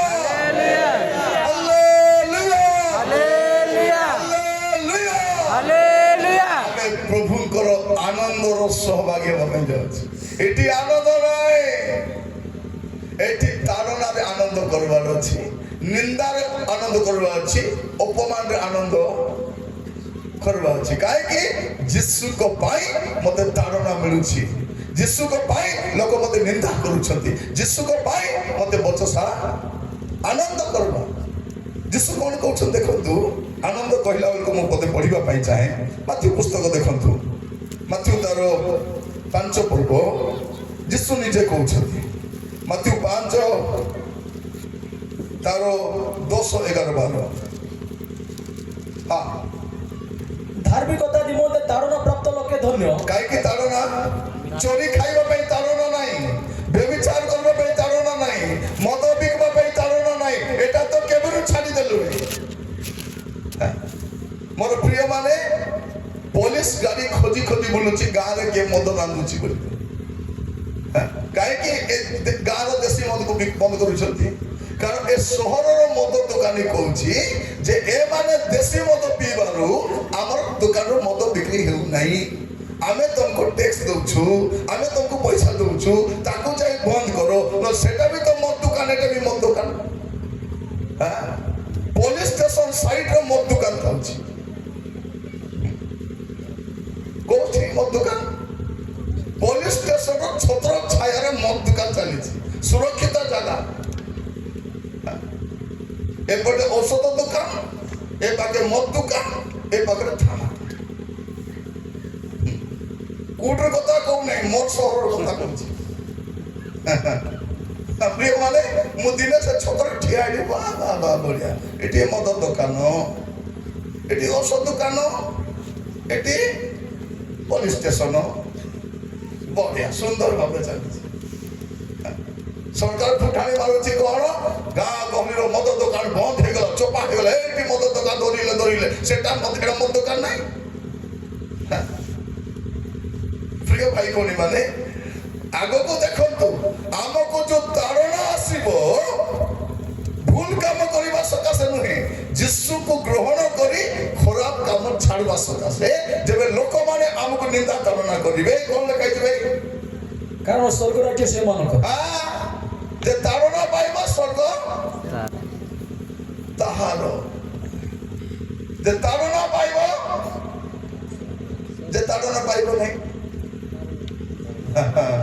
ସ୍ୱର୍ଗ ନାହିଁ ଏବେ ତାରଣା ଆସିଲେ କଣ କରିବ ତ ଲେଖାଇଛି ଆନନ୍ଦ କର ଆଉ ଉଲ୍ଲସିତ କାହିଁକି ସ୍ୱର୍ଗ ତମର ପକ୍କା ତାରଣା ପାଉଛନ୍ତି ନିନ୍ଦା ପାଉଛନ୍ତି ଅପମାନ ପାଉଛନ୍ତି ମାନେ ସ୍ୱର୍ଗ ପାଇଁ ଆପଣ ଯୋଗ୍ୟ ହେଇଯାଇଛନ୍ତି ଆପଣ ଏଲିଜିବଲ ହେଇଗଲେ ଆପଣ କ୍ୱାଲିଫାଏ ହେଇଗଲେ ଏଟା ତାରଣା ଆସିଲା ଆନନ୍ଦ କରନ୍ତୁ ସ୍ୱର୍ଗ ପକ୍କା ତାରଣା ପ୍ରିୟ ଭାଇ ଭଉଣୀ ମାନେ ଯୋଉମାନେ କନ୍ଧମାଲରେ ନିଆଁ ଲଗେଇଥିଲେ କନ୍ଧମାଲର ଚର୍ଚ୍ଚ ଭାଙ୍ଗିଥିଲେ ଘର ଭାଙ୍ଗିଥିଲେ ଲୋକମାନଙ୍କୁ ଅତ୍ୟାଚାର କରିଥିଲେ ସମ୍ପତ୍ତି ବାଡ଼ି ଲୁଟି ନେଇଥିଲେ ଏବେ ଛାନିଆ ହେଇଯାଉଛନ୍ତି ଏମାନେ କେମିତି ଏତେ ଶୀଘ୍ର ଉନ୍ନତ ହେଇଗଲେ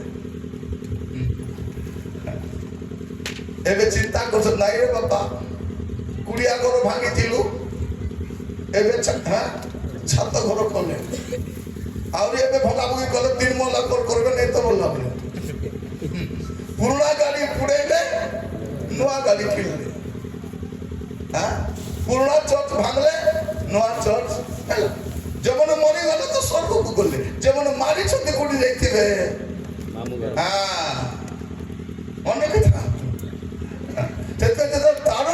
ଆସିବ ନିନ୍ଦା ଆସିବ।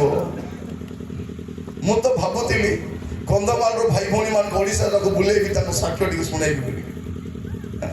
କାରଣ ଟାଉନର ଲୋକ କଣ ତାଡ଼ନା ନ ଆସୁ ବୋଲି କାନ୍ଥକୁ ଉଚ୍ଚା କରିଦେଇଛନ୍ତି।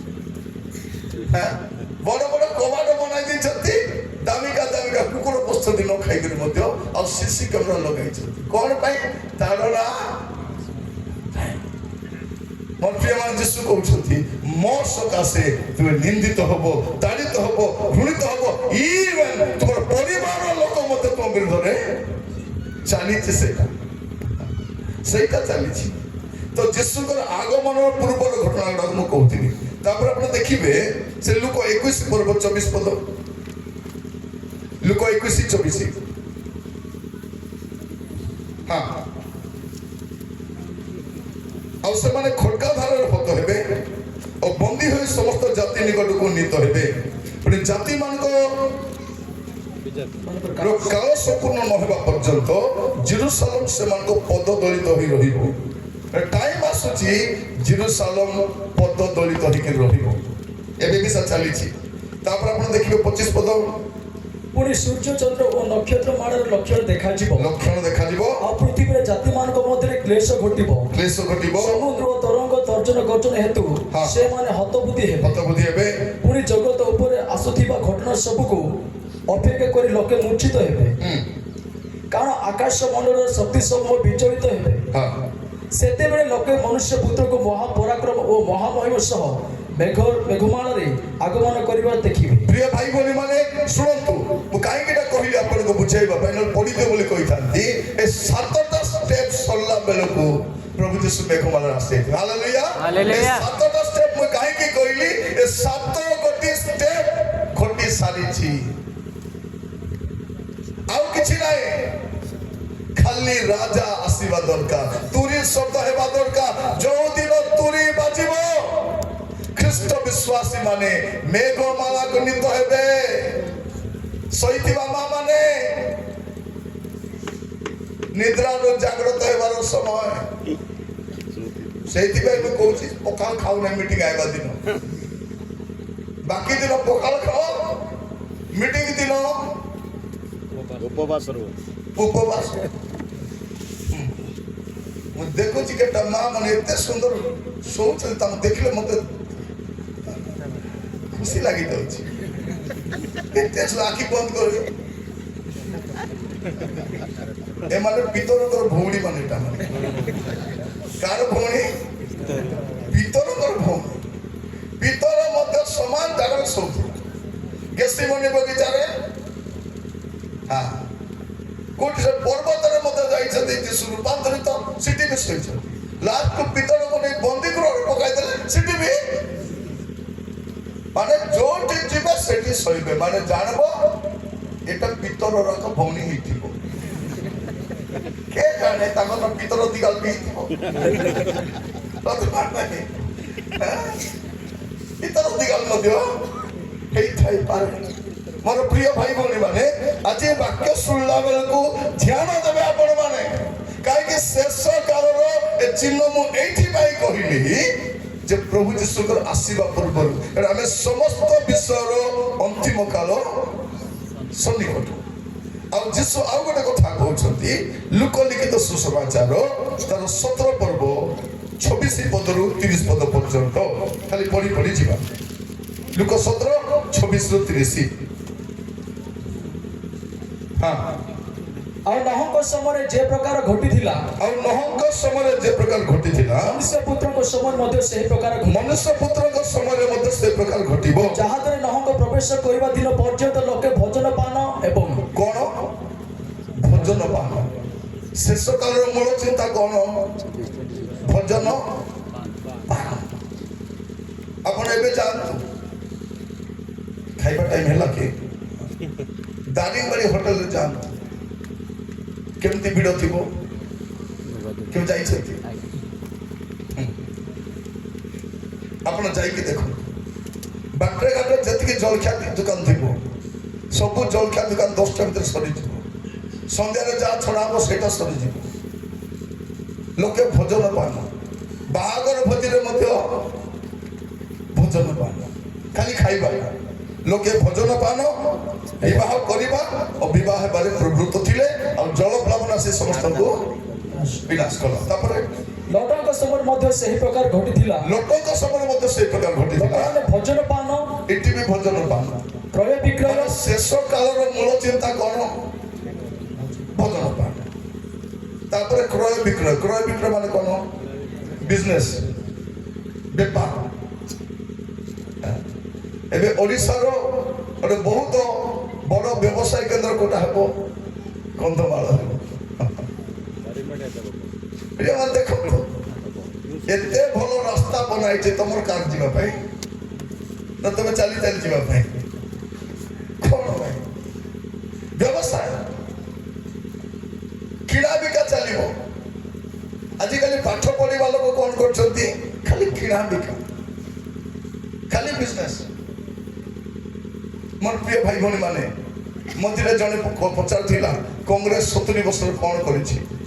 ଜଣେ କହିଲା ତମେ ଯୋଉଟା ବିକି ଖାଉଛ ନାହିଁ ନା କଂଗ୍ରେସ ଆକା କରିଛି। ଚୁପଚାପ ପଳେଇଲା। କଂଗ୍ରେସ 70 ବର୍ଷରେ କଣ କରିଛି? ତମେ ଯୋଉଟା ବିକି ଖାଉଛ ନାହିଁ କି କଂଗ୍ରେସ ଆକା କରିଛି। ଚୁପଚାପ ପଳେଇଲା। ପ୍ରିୟ ଭାଇ ଭଉଣୀ ମାନେ, ମୁଁ ଦେଖୁଥିଲି ଆମର ବୁଢା 24 ବର୍ଷ ଥିଲେ କେବେ ଗଣ୍ଡଗୋଳ ନାହିଁ, କିଛି ନାହିଁ। ଏବେ ବର୍ଷ ବି ହେଇନାହିଁ, ଯୋଉ ଅବସ୍ଥା ହେଲାଣି ଆହୁରି ଆଗକୁ କଣ ହବ?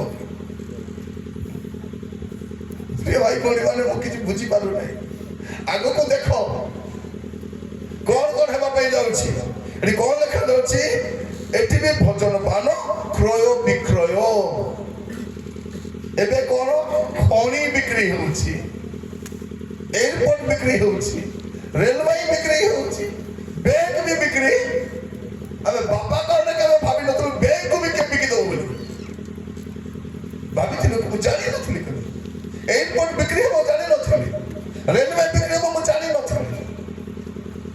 ଖଣି ବିକ୍ରି ହେବ, ଜାଣିନଥିଲି। ଏବେ ନୂଆ ଶୁଣିବା ପାଇଁ ପଡୁଛି। କ୍ରୟ ବିକ୍ରୟ ଚାଲିଛି, କିଣା ବିକା ଚାଲିଛି। ପ୍ରିୟ ଭାଇ ଭଉଣୀ ମାନେ, ଆମେ ଆରାମରେ ବୁଲୁଛୁ। ଆମ ନାଁରେ କେତେ କେତେ ଟଙ୍କା ଲୋନ୍ ଅଛି, ବିଦେଶ ଆଣିଛନ୍ତି। ସବୁ ରୁମରେ ସେ ଲୋନ୍ ଅଛି, କିଣା ବିକା ଚାଲିଛି। ଆମେ କେବେ ଜାଣିନଥିଲୁ ମନ୍ତ୍ରୀ ମାନଙ୍କୁ ବି କିଣିବେ ବୋଲି। ଭାବି ଦେଖନ୍ତୁ, ଆମେ ଜାଣିଥିଲୁ ଗାଈ ଗୋରୁ କିଣିବେ, ଛେଳି ମେଣ୍ଢା କିଣିବେ, ମନ୍ତ୍ରୀକୁ ବି କିଣିବେ, ଏମଏଲଏ କୁ କିଣିବେ, ଏମପି କୁ କିଣିବେ। ଖାଲି କିଣା ବିକା ଆକା। ଏବେ ହଉଛି ବ୍ୟବସାୟ ସବୁଠାରୁ ଭଲ। ତ କଣ ଚାଲିଛି ଏବେ? କ୍ରୟ ବିକ୍ରୟ, ତାପରେ ବୃକ୍ଷରୋପଣ, ଗୃହ ନିର୍ମାଣ। ଏଇଟା ଶେଷ କାଳ ଚିହ୍ନ। ଗୋଟେ ହଉଛି ବୃକ୍ଷରୋପଣ, ଆଉ ଗୋଟେ ହଉଛି ଗୃହ ନିର୍ମାଣ। ଗୋଟେ ହଉଛି ବନୀକରଣ, ଆଉ ଗୋଟେ ହଉଛି ସହରୀକରଣ। ବନୀକରଣ ମାନେ କଣ?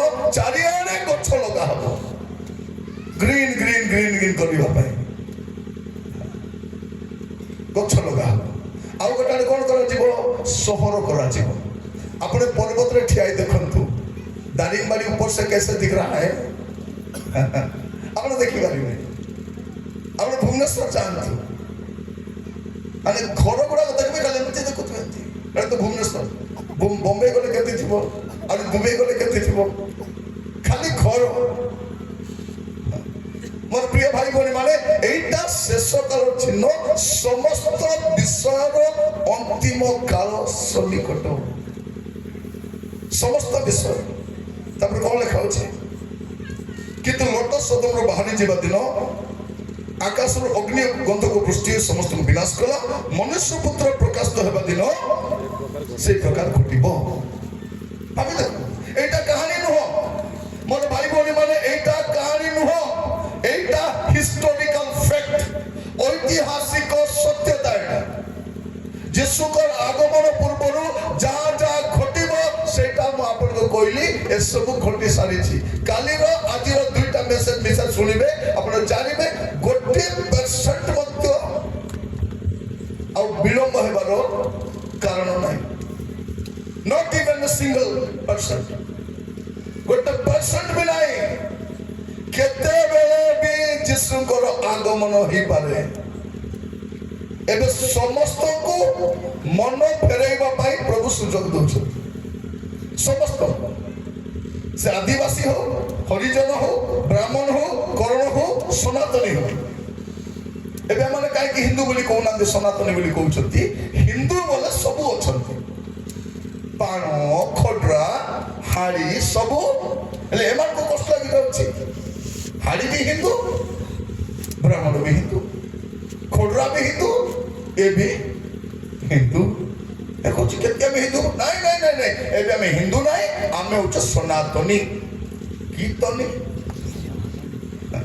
ତୁମେ ଯିଏ ବି ହୁଅ, ମୋର ପ୍ରିୟ ଭାଇ ଭଉଣୀ ମାନେ, ଆପଣ ଖ୍ରୀଷ୍ଟିଆନ ହୁଅନ୍ତୁ, ହିନ୍ଦୁ ହୁଅନ୍ତୁ, ସନାତନୀ ହୁଅନ୍ତୁ, ବ୍ରାହ୍ମଣ ହୁଅନ୍ତୁ, ଆଦିବାସୀ ହୁଅନ୍ତୁ, ଭାରତୀୟ ହୁଅନ୍ତୁ କି ବିଦେଶୀ ହୁଅନ୍ତୁ, ଯିଏ ବି ହୁଅନ୍ତୁ, ପ୍ରଭୁ ସମସ୍ତଙ୍କୁ ସୁଯୋଗ ଦଉଛନ୍ତି ପରିବର୍ତ୍ତନ ହେବା ପାଇଁ। କାରଣ ସମସ୍ତ ବିଷୟର ଅନ୍ତିମ କାଳ ସନ୍ନିକଟ। ଯଦି ଜୀବନ ସଜାଡ଼ିବେ ତ ସଜାଡ଼ିବେ, ନହେଲେ ସାତବାଜିରେ ଯିବେ। ସେଠି ଆଉ ଧର୍ମକୁ ନେଇ ଗର୍ବ ଦେଖାଇବନି, ଦେଖାଇବନି। କାରଣ ଈଶ୍ୱର ଏକମାତ୍ର ଈଶ୍ୱର। ଈଶ୍ୱର ଅଠରଟା ନଥିବେ, ସବୁ ଧର୍ମ ପାଇଁ ଗୋଟେ ଗୋଟେ ଈଶ୍ୱର ନଥିବେ, ସବୁ ଜାତି ପାଇଁ ଗୋଟେ ଈଶ୍ୱର ନଥିବେ, ସବୁ ଗାଁ ପାଇଁ ଗୋଟେ ଈଶ୍ୱର ନଥିବେ, ସବୁ ଦେଶ ପାଇଁ ଗୋଟେ ଈଶ୍ୱର ନଥିବେ। ଈଶ୍ୱର ଏକ ଅଟନ୍ତି, ଆଉ ସେ ବାସ୍ତବ ଅଟନ୍ତି, କାଳ୍ପନିକ ନୁହନ୍ତି। ସେ ମନୁଷ୍ୟକୃତ ନୁହନ୍ତି, ମନୁଷ୍ୟ ଦ୍ୱାରା ସୃଷ୍ଟ ନୁହନ୍ତି, ସେ ମନୁଷ୍ୟ ଦ୍ୱାରା ପରିଚାଳିତ ହୁଅନ୍ତି ନାହିଁ। ମନୁଷ୍ୟ ତାଙ୍କୁ ଶ୍ୱାସ ବାୟୁ ଦେଇପାରିବ ନାହିଁ, ସେ ମନୁଷ୍ୟକୁ ଶ୍ୱାସ ବାୟୁ ଦେଇଛନ୍ତି। ଆମର ଦେଶ ନୂଆ ନୂଆ ପାଠ। ଆଜି ଭଗବାନଙ୍କ ପାଇଁ କ୍ଷୀରି ବନେଇଥିଲି, ପୁରୀ ଟିକେ ବନେଇଦେଲି, ଆଉ ଟିକେ 18 ପ୍ରକାର ତରକାରୀ ବନେଇକରି ଦେଲି। କାହା ପାଇଁ? ଭଗବାନ। ଭଗବାନ ଯଦି ଏତେ ଖାଉଛନ୍ତି, କୋଉଠି ଝାଡ଼ା ଯାଉଛନ୍ତି? ସତ ନା? ପ୍ରିୟ ମାନେ, ଆମେ ଜାଣୁଛେ ଯେ ଖାଏ ସେ ଯାଏ। ସକାଳେ ଯାଇଥିଲେ କି ନାଇଁ? ଯାଇନା ବୋଲି କୋଉ ନାହିଁ, ପାଖରେ ବସବେ ନାହିଁ। ପ୍ରିୟ ଭାଇ ଭଉଣୀ ମାନେ, ଆମେ ଜାଣିଛୁ ଯେ ଖାଏ ସେ ଯାଏ। ତ ଭଗବାନ ଏତେ ଖାଉଛନ୍ତି, କୋଉଠି ଝାଡ଼ା ଯାଉଛନ୍ତି? ମାନେ କଣ? ତାଙ୍କର ନାଁରେ ଆହୁରି କିଏ ଖାଉଛି? ପ୍ରିୟ ମାନେ, ଆମର ଦାତା ମାନଙ୍କ ପେଟ ଭିତରେ ପଳାଉଛି, ସେ ନେତା ମାନଙ୍କ ପେଟ। ଯଦି ମନ୍ଦିର ଗଲେ ସତରେ ଭଗବାନ ଦେଇଥାନ୍ତେ, ହେଲେ ପୂଜାରୀ ମାନେ ଆମର ଅପେକ୍ଷାରେ କାହିଁକି ଥାନ୍ତେ? ଭଗବାନଙ୍କୁ ମାଗିଥାନ୍ତେ କି ନାହିଁ? ସେମାନେ ତାକୁ ମାଗିବେ ନାହିଁ, କାରଣ ଜାଣିଛୁ ସେ ଦେବ ନାହିଁ। ଆମର ଅପେକ୍ଷାରେ ଜଗିଥିବେ।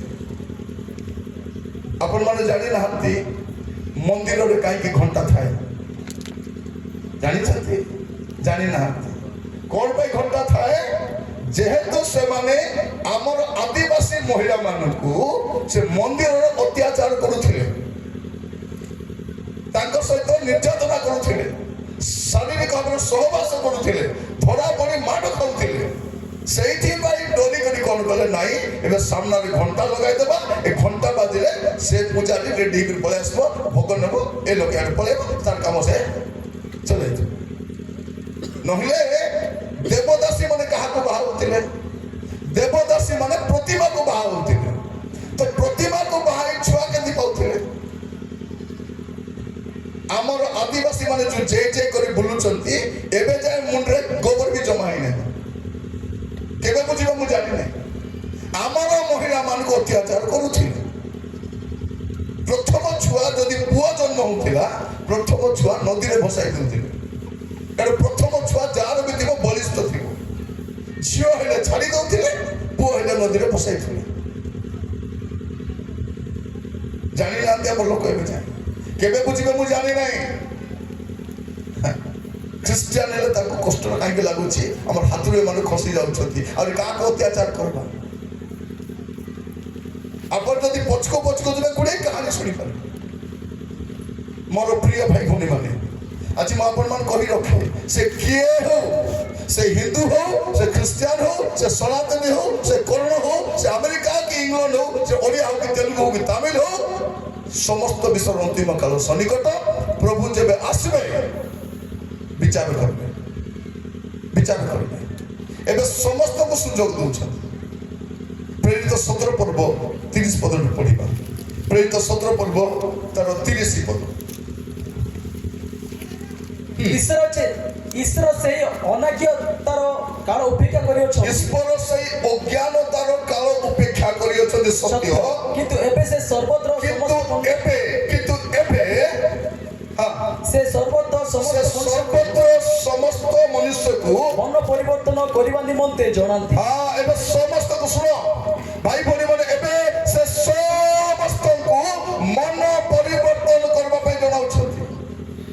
ଶେଷ କାଳ ବିଚାର କରିବା ପୂର୍ବରୁ, ଦଣ୍ଡ ଦେବା ପୂର୍ବରୁ ଏବେ ସେ କଣ କରୁଛନ୍ତି? ସମସ୍ତଙ୍କୁ ମନ ପରିବର୍ତ୍ତନ କରିବା ପାଇଁ। ଧର୍ମ ପରିବର୍ତ୍ତନ ନାହିଁ। ଖ୍ରୀଷ୍ଟିଆନ ମାନଙ୍କୁ ଅକାରଣ ନିନ୍ଦା କରାଉଛି, ଏମାନେ ଧର୍ମାନ୍ତରୀକରଣ ନାହିଁ, ନୂଆ ନୂଆ ପାଠ ବୁଝାଉଛନ୍ତି। କାହିଁକି? ଯେତେବେଳେ ଜଣେ ଲୋକ ବାଇବଲ ଶୁଣୁଛି, ବୁଝୁଛି, ସେ ପରିବର୍ତ୍ତନ ହେଇଯାଉଛି। ସେଇଥିପାଇଁ ଆଉ ମିଟିଂ କରିବା ପାଇଁ ସୁଯୋଗ ଦେଉନାହାନ୍ତି। ମିଟିଂ କଲେ ଲୋକ ଶୁଣିବେ, ପ୍ରଚାର ଲୋକ ଶୁଣିବେ। ଏବେ କଣ ହଉଛି? ଦଣ୍ଡ ନୃତ୍ୟ ହବ। କି ନୃତ୍ୟ?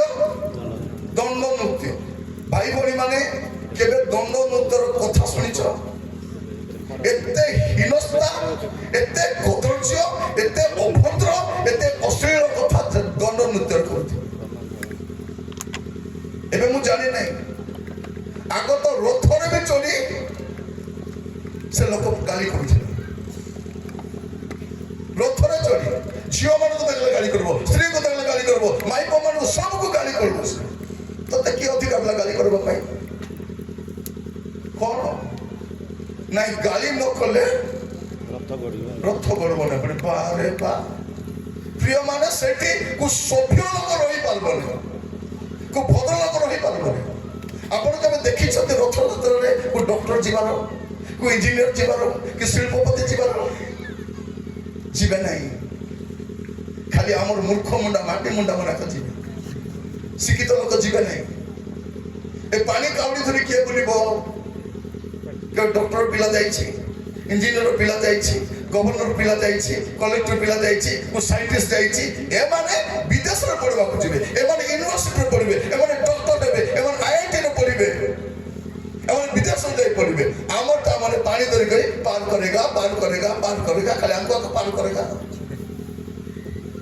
ପ୍ରିୟ ମାନେ, ମନେ ରଖିଥାନ୍ତୁ, ଏବେ ତ ମୁକ୍ତି ପାଇବେ ବୋଲି ନେଇ କୂଅ ପାଣିରେ ବୁଡେଇ ଭାରି ଆଣିଛନ୍ତି। କଣ ବୋଲି କହିଲେ?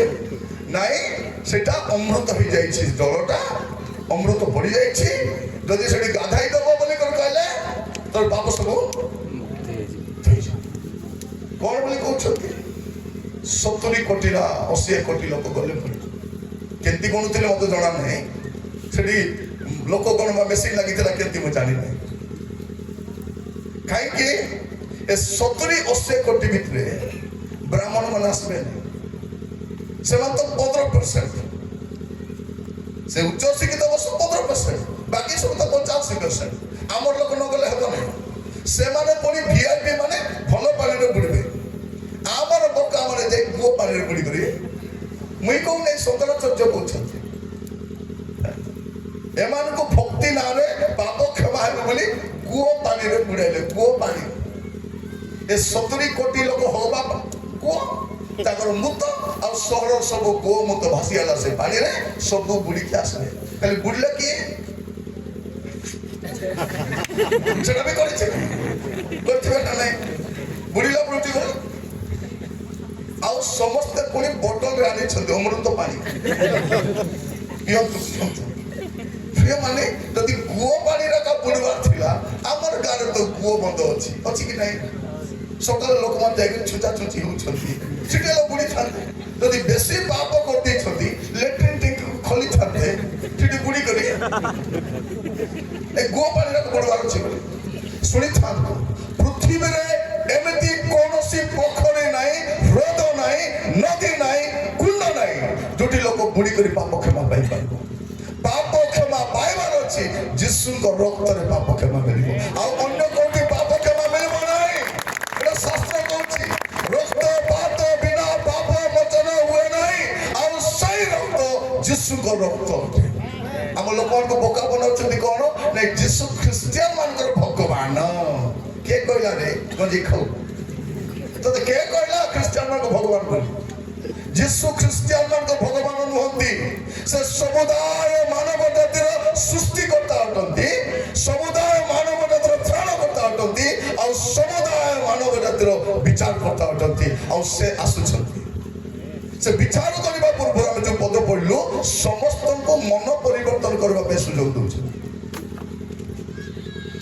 ଯୀଶୁ ଆସିବା କାହିଁକି ବିଳମ୍ବ ହଉଛି ପ୍ରତିଜ୍ଞା ତ କଲେ ଦେଖ ଆମେ ଶୀଘ୍ର ଆସୁଅଛୁ କଣ ପାଇଁ ବିଳମ୍ବ ଦ୍ୱିତୀୟ ପିତର 3 ପର୍ବ 9 ପଦ ଦ୍ୱିତୀୟ ପିତର 3 ପର୍ବ 9 ପଦ ବିଳମ୍ବ ବୋଲି ଯେପରି କେତେକ ଭାବନ୍ତି ବିଳମ୍ବ ବୋଲି ଯେପରି କେତେକ ଭାବନ୍ତି ପ୍ରଭୁ ଆପଣା ପ୍ରତିଜ୍ଞା ବିଷୟରେ ସେପରି ବିଳମ୍ବ କରୁ ପ୍ରଭୁ ଆପଣା ପ୍ରତିଜ୍ଞା ବିଷୟରେ ସେପରି ବିଳମ୍ବ କରନ୍ତି ନାହିଁ କିନ୍ତୁ ଯେପରି କେହି ବିନଷ୍ଟ ନ ହୁଅନ୍ତି କିନ୍ତୁ ଯେପରି କେହି ବିନଷ୍ଟ ନ ହୁଅନ୍ତି ବରଂ ସମସ୍ତେ ମନ ବରଂ ସମସ୍ତେ ମନ ପରିବର୍ତ୍ତନ କରନ୍ତି ଏହା ଇଚ୍ଛା କରି ସେ ତୁମମାନଙ୍କ ପ୍ରତି ଦୀର୍ଘ ସହିଷ୍ଣୁ ଅଟନ୍ତି ଏହା ଇଚ୍ଛା କରି ସେ ତୁମମାନଙ୍କ ପ୍ରତି ଦୀର୍ଘ ସହିଷ୍ଣୁ ଅଟନ୍ତି ଜଗିଛନ୍ତି କେବେ ମନ ପରିବର୍ତ୍ତନ କରିବ ଧର୍ମ ପରିବର୍ତ୍ତନ ନାହିଁ ନାମ ପରିବର୍ତ୍ତନ ନାହିଁ ଜାତି ପରିବର୍ତ୍ତନ ନାହିଁ ମନ ପରିବର୍ତ୍ତନ ଆମେ ମନ ପରିବର୍ତ୍ତନ କର ବୋଲି କହୁଛୁ କାରଣ ଆମେ ବି ଜାଣିଛୁ କୋଉ ଧର୍ମରେ ମୁକ୍ତି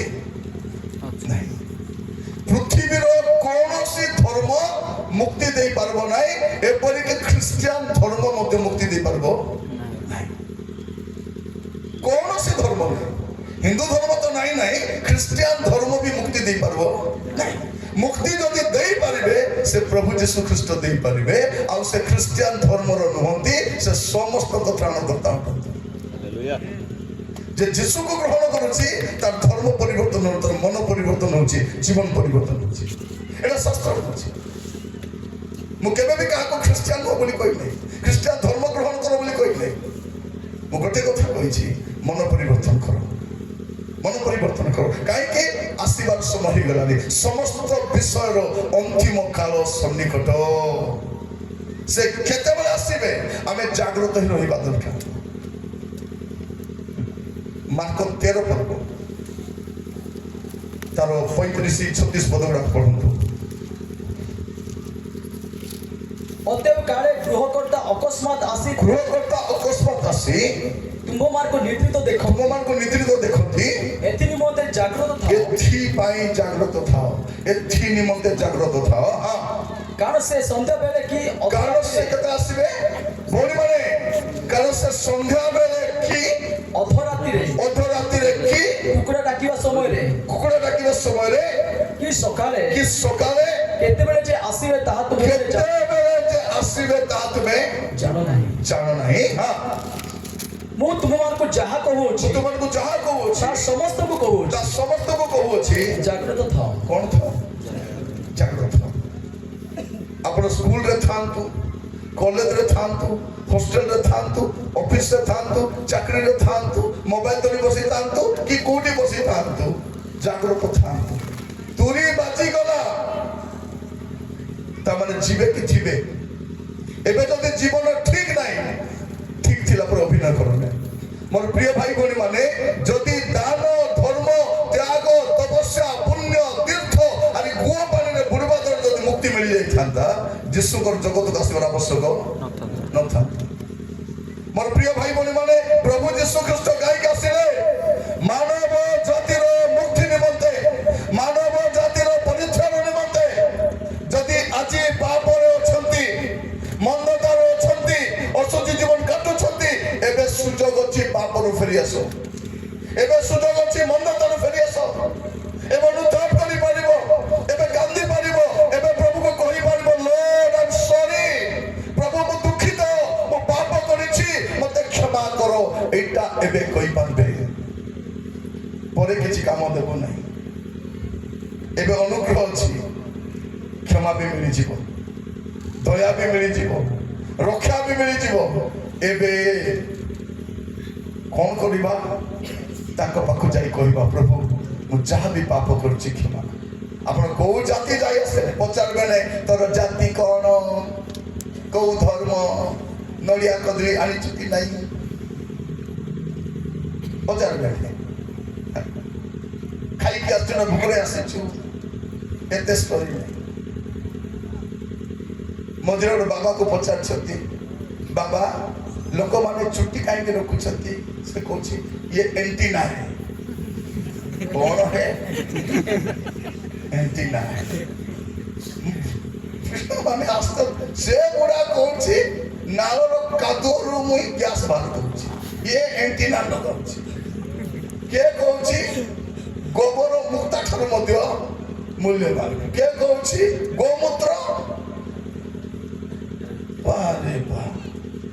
प्रिय माने आमर देश भाया अज्ञान देश दुनिया गोटे मिलबे नहीं लेंबू मर्च कौन गाड़ी झुलाइबा मु देखी लोक मान प्रिय माने 20 लाख टंकार कार किणब और लेंबू मर्च जदि गाड़ी में बांधी बुलब जानवा कथा तार मुंडे केते मसला एबे जदि के लेंबू दे था केते लगी था गौणी माने लेंबू पानी करी छत खाइला बेले जदि लेंबू लंका देई देबे पानी रे गलाई पखालो खाई देले ओ पखालो दिवस होई छत माने लेंबू मरीच कोन पाए पखालो हाथ दोली खाइबा पाए गाड़ी रे झुलाइबा पाए नहीं जदि लेंबू मरीच जदि बांधी देले कि जाय थांता जो लोक साइकिल रे लेंबू मरीच बांधी सकाल सारा बिक्री करूची 100टा 200टा से तो केते उन्नत हे जिवो जदि लेंबू मरीच बांधले सुरक्षा मिल जिवो तो आमे भी बेकरे गला बांधी बुलबा कथा लेंबू मरीच बांधी निकले कौन बनाइने सुरक्षा बहुत सुरक्षा पाई दरकार कौन मोर प्रिय भाई भौणी माने जो देशर लोक छांचुणी को पूजा करबे काको माँ फूल छांचुणी साप भी भगवान मूषा भी भगवान खुशी मत बापरू आश्चर्य लगुना सूर्य भी देवता गच्छ भी भगवान कौन एते अज्ञान आमे केमती हेलु मोर प्रिय माने जगतर शेष हेबा पई जाउछि प्रभु विचार करबा आसुछथि ता पूर्वरु सबको सुजोग देइछथि से को धर्म को जाति जाय से नहीं मन परिवर्तन कर सुजोग दउछथि एबे जदि अनुतप्त होई जीवो पाप छाड़िबो भाई भौणी माने एटी जेते लोक बसिछो जदि कोनोसी पाप अछि एबे पाप स्वीकार करि पारबे मद पी चर्च आसी पारे स्वर्ग जाई पारबे नहीं पुड़िया खाई चर्च आसी पारबे हैं कौन पुड़िया पकाई दी करी दपपम दपम बती तंग बग बती बती करे खाबो पुड़िया पकाई दी ओ बाती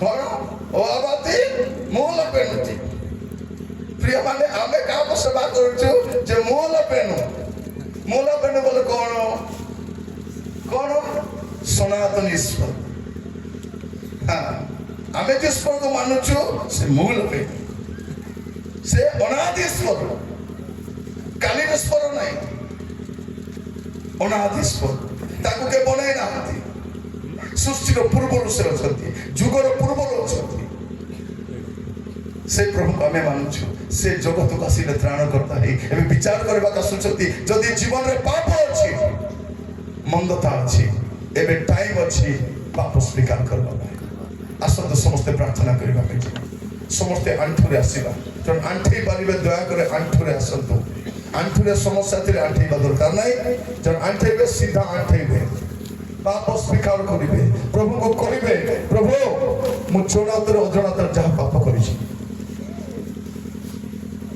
प्रिय भाई भौणी माने शेष काल शेष अवस्था में देखी सारी अनैतिक बेनियम जौन संपर्क समलिंगी संपर्क छाड़पत्र दुष्कर्म विधर्मी हिंसाकांड रक्तपात विशृंखला अराजकता निशाशक्ति मद्यपान शहरीकरण वनीकरण किणा बिका सब चली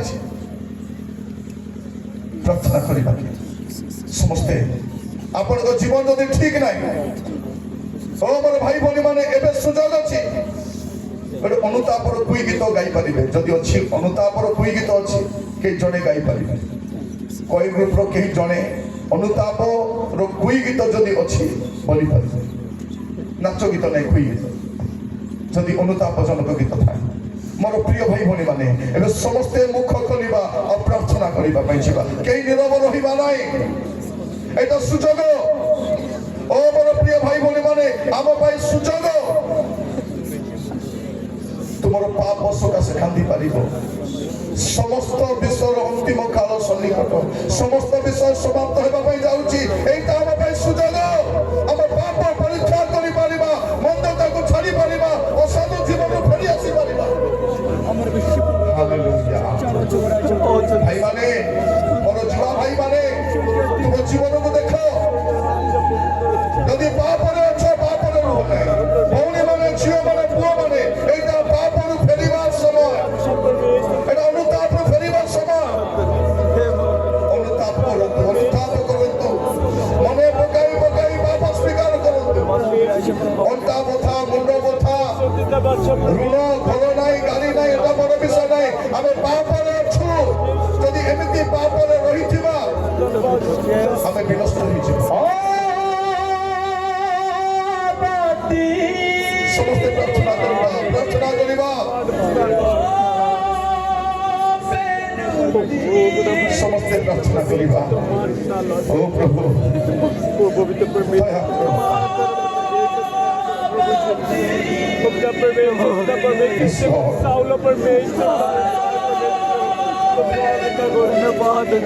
ଯେମିତି ପିତର ଯେମିତି ଚାଉଳ ମୁଁ ସେଇ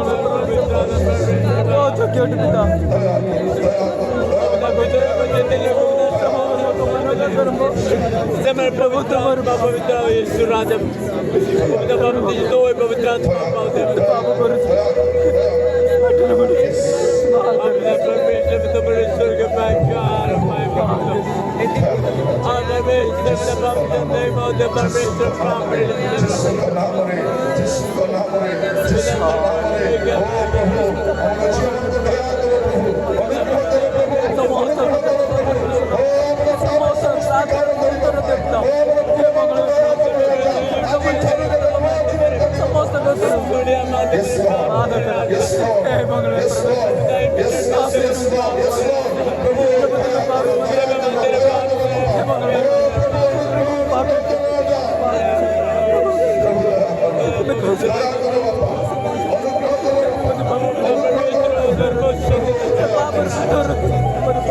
प्रभु धर्मों को मिलने से घर परमेश्वर राजा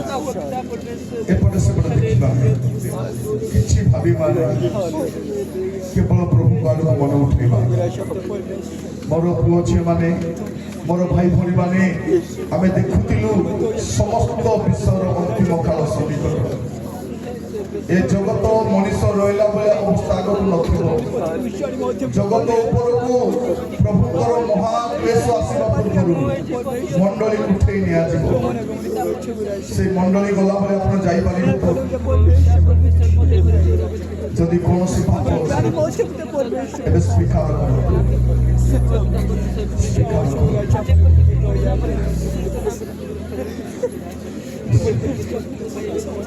हाथ दिन स्वर्गार उठेबा समस्ते हाथ स्वर्गार उठेबा और समर्पित हो जिबा प्रभु को कहबा प्रभु तुम पाखरे आसुची प्रभु मते दया करी क्षमा करो और पाप से क्षमा करो भाई भणी माने गदजन अनेक लोग चाली गले मरी गले चुनारे परी छंती प्रभु हमको सुयोग देछे हाथ धरे स्वर्गार उठातो समर्पित हो जा जदि जीवन कौन पाप अच्छे एवं प्रभु को प्रभु भाई भणी माने जीशु शीघ्र आसुच जीशु अविलंब आसुच से खूब शीघ्र आसुच से खूब शीघ्र आसुच ओ आपको सुयोग देले राजा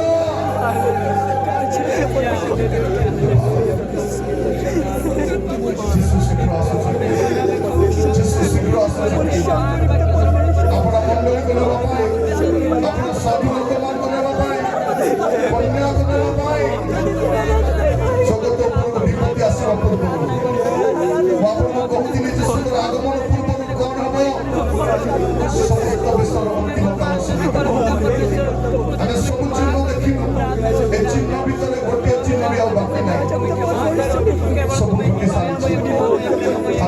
ପଡ଼ିବାର କଥା ଆଉ ସମର୍ପିତ ହେଇଯାଆ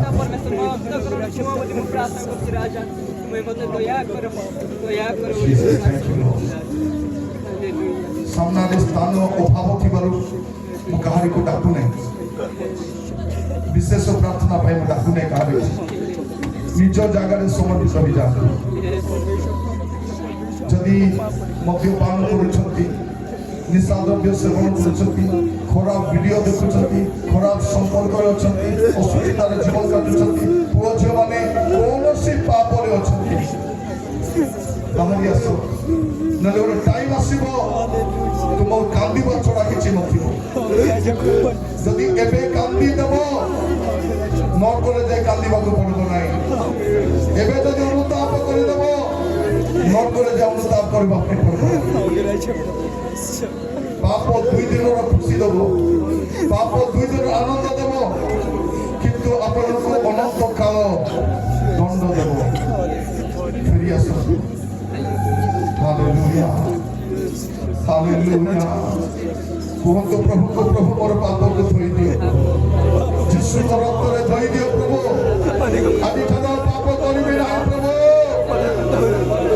ମୁଖ କରି କୁହନ୍ତୁ ପ୍ରଭୁଙ୍କୁ ପ୍ରଭୁ ମୋର ପାପ କ୍ଷମା କରିଦିଅ ପ୍ରଭୁ ମୁଁ ଯାହା ବି ଜ୍ଞାତ ଅଜ୍ଞାତ କରିଛି କ୍ଷମା କର ମୋର ପାପ ସବୁ କ୍ଷମା କର ମୋର ପାପ ସବୁ କ୍ଷମା କର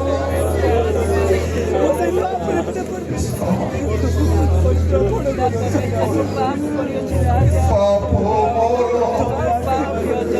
ଧୋଇ ଦିଅ ହେ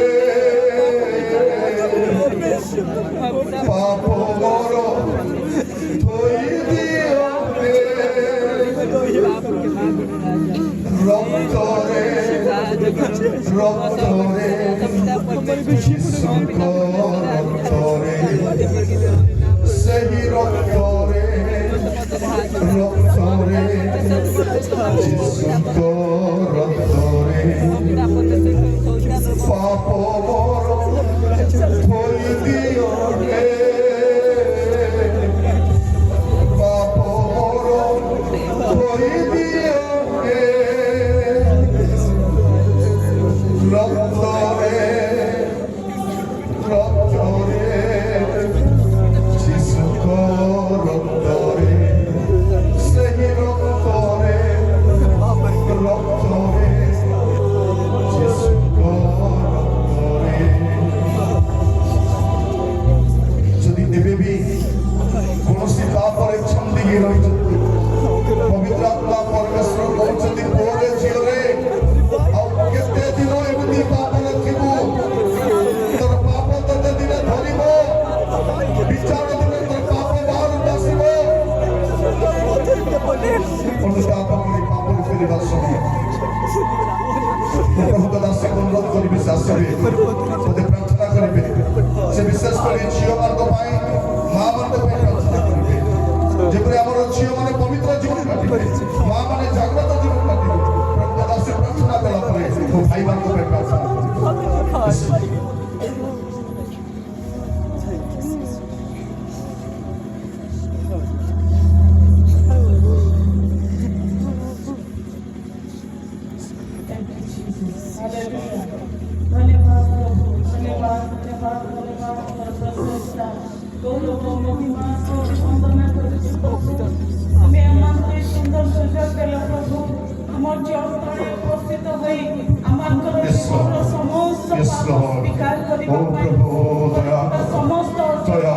Yes, Lord. Yes, Lord. Yes, Lord.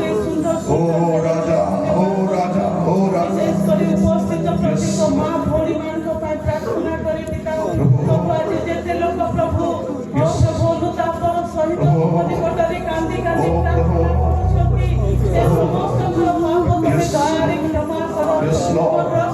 Yes. Yes, Lord. Yes. Yes, Lord. Yes, Lord. Yes, Lord. Yes, Lord. Yes, Lord.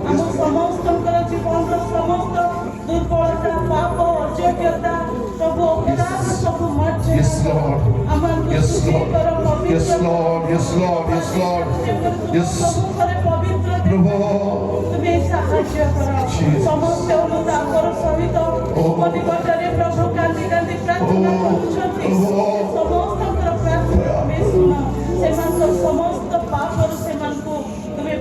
ଅଧିକାର ତୁମ ସାନ୍ନିଧ୍ୟ ପ୍ରଭୁ ଯେଉଁମାନେ କଠୋର ଭାବରେ ଅଛନ୍ତି ସେମାନଙ୍କର ହୃଦୟକୁ ମଧ୍ୟ ବିଭିନ୍ନ ପ୍ରଭୁ ତୁମେ ଦୟା କର ପ୍ରଭୁ ଏ ସୁଯୋଗର ହାତ ଛଡ଼ା ନ କରିବା ପାଇଁ ତୁମେ ସାହାଯ୍ୟ କର ପିତା ପରମେଶ୍ୱର ପ୍ରତ୍ୟେକଙ୍କର ପାପ ତୁମେ ଦୟାରେ କ୍ଷମା କର ପ୍ରତ୍ୟେକଙ୍କୁ ତୁମ ସ୍ୱର୍ଗ ରାଜ୍ୟର ଅଧିକାରୀ କର ପ୍ରଭୁ ପ୍ରତ୍ୟେକ ଦେଶ ତୁମ ରାଜ୍ୟରେ ଅଂଶଗ୍ରହଣ କରିବେ ସେ ତୁମେ କଲ୍ୟାଣ କର ଗୌରବ ମହିମା ପ୍ରତ୍ୟାପନ ସବୁ ତୁମକୁ ଦେଇ ପ୍ରାର୍ଥନା ଶୁଣିଛ ଧନ୍ୟବାଦ ଦେଇ ଯୀଶୁ ତୁମ ପ୍ରିୟ ନାମରେ ମାଗୁଛି ଆସନ୍ତୁ ହାତ ଗୋଟେ ସ୍ପଟ ବାଡକୁ ଉଠେଇବା ଆଉ ଗୋଟେ ଛାତିରେ ରଖିବା ନିଜ ଛାତିରେ ଏଇଟା ଆମର ସମର୍ପଣ ଅଟେ ପ୍ରଭୁଙ୍କ ପାଖରେ ସମର୍ପଣ ଅଟେ ପୁଣି ମୁଁ କହି ରଖେ ବିଶେଷ ପ୍ରାର୍ଥନା ପାଇଁ ମୁଁ କାହାରିକୁ ସାମ୍ନାକୁ ଡାକୁ ନାହିଁ ତେଣୁ ସାମ୍ନାରେ ଜାଗା ବହୁତ କମ୍ ଅଛି ଯେଉଁମାନେ ଆଜି ନିଶା ଦ୍ରବ୍ୟ ଛାଡ଼ିବା ପାଇଁ ଚାହୁଁଛନ୍ତି ବ୍ୟଭିଚାର ପାପ ଛାଡ଼ିବା ପାଇଁ ଚାହୁଁଛନ୍ତି ଅନେକ ଭୁଲ କାମ କରିଛ ତୁମେମାନେ ଛାଡ଼ିବା ପାଇଁ ଚାହୁଁଛ ପ୍ରଭୁ ତୁମକୁ ଛାଡ଼ିବେ ନାହିଁ ଯଦି ପାପ ଛାଡ଼ିବ ନାହିଁ ବିଚାର ହେବା ପାଇଁ ପ୍ରସ୍ତୁତ ଥାଅ ପାପ ସହିତ ସ୍ୱର୍ଗକୁ ଯାଇ ହେବନି ସମସ୍ତଙ୍କୁ କହିବା ପାଇଁ ଚାହେଁ ସମସ୍ତେ ସମର୍ପିତ ହେବା ଏଠୁ ଗଲା ପରେ ଗୋଟେ ନୂଆ ଜୀବନ କାଟିବା ପାଇଁ ସଂକଳ୍ପ ହେବା ସମସ୍ତ ପାଇଁ ମୁଁ ପ୍ରାର୍ଥନା କରିବା ପାଇଁ ଚାହେଁ ହାତ ଟେକିଥାନ୍ତୁ ପିତା ପରମେଶ୍ୱର ମୁଁ ପ୍ରତ୍ୟେକଙ୍କ ପାଇଁ ପ୍ରାର୍ଥନା କରୁଛି ପ୍ରଭୁ ଆଜି ଯେଉଁମାନେ ଅନୁତପ୍ତ ହୃଦୟରେ আপনার সকল পাপକୁ ସ୍ୱୀକାର କରୁଛନ୍ତି ସେମାନେ ଦେଖିପାରୁଛନ୍ତି ପ୍ରଭୁ ସ୍ମରଣୀୟ କରିଥିବା ପାପକୁ ଲୋକ ପାଖରେ ଲୁଚାଇ ପାରିବେ ଆପଣଙ୍କ ପାଖରେ ଲୁଚାଇ ପାରିବେ ନାହିଁ ଆପଣ ସବୁ ଦେଖିଛନ୍ତି ଆମେ କ'ଣ କ'ଣ କରିଛୁ ଯୁବା ପୁଅ ଝିଅମାନେ ପ୍ରଭୁ ତାଙ୍କ ଆଖି ଆଗରେ ସେମାନେ କରିଥିବା ପାପ ଖେଳି ଯାଉଛି ବାପା ମାଠୁ ଲୁଚାଇ ପାରିବେ ମଣ୍ଡଳୀ ଠାରୁ ଲୁଚାଇ ପାରିବେ ସାଙ୍ଗସାଥୀ ଠାରୁ ଲୁଚାଇ ପାରିବେ କିନ୍ତୁ ଆପଣଙ୍କ ପାଖରେ ଲୁଚାଇ ପାରିବେ ନାହିଁ ପ୍ରଭୁ ଯେଉଁମାନେ ମଦ୍ୟପାନ କରିଛନ୍ତି ଅଶୁଚି ଜୀବନ କାଟିଛନ୍ତି ଆପଣଙ୍କ ପାଖରେ ପ୍ରଭୁ ସାଙ୍ଗ ପାପକୁ ସ୍ୱୀକାର କରୁଛନ୍ତି ଦୟା କର ପ୍ରଭୁ ଯୀଶୁଙ୍କ ନାମରେ ସେମାନଙ୍କୁ ଦୟା କର ଆଜିଠାରୁ ପାପ ଛାଡ଼ି ମନ୍ଦତା ଛାଡ଼ି ଅଶୁଚି ଜୀବନ ଛାଡ଼ି ଗୁପ୍ତ ପାପ ଛାଡ଼ି ପ୍ରଭୁ ଗୋଟେ ନୂଆ ଜୀବନ କାଟିବା ପାଇଁ ପ୍ରତ୍ୟେକକୁ ସାହାଯ୍ୟ କର ପ୍ରତ୍ୟେକକୁ ଦୟା କର ପ୍ରଭୁ ସମସ୍ତଙ୍କୁ ଗୁପ୍ତ ମାଗଣୀ ପ୍ରାର୍ଥନା ଶୁଣ ଆଜିର ଏହି ମିଟିଂ ସେମାନଙ୍କ ଜୀବନର ଗୋଟେ ପରିବର୍ତ୍ତନର ମିଟିଂ ହଉ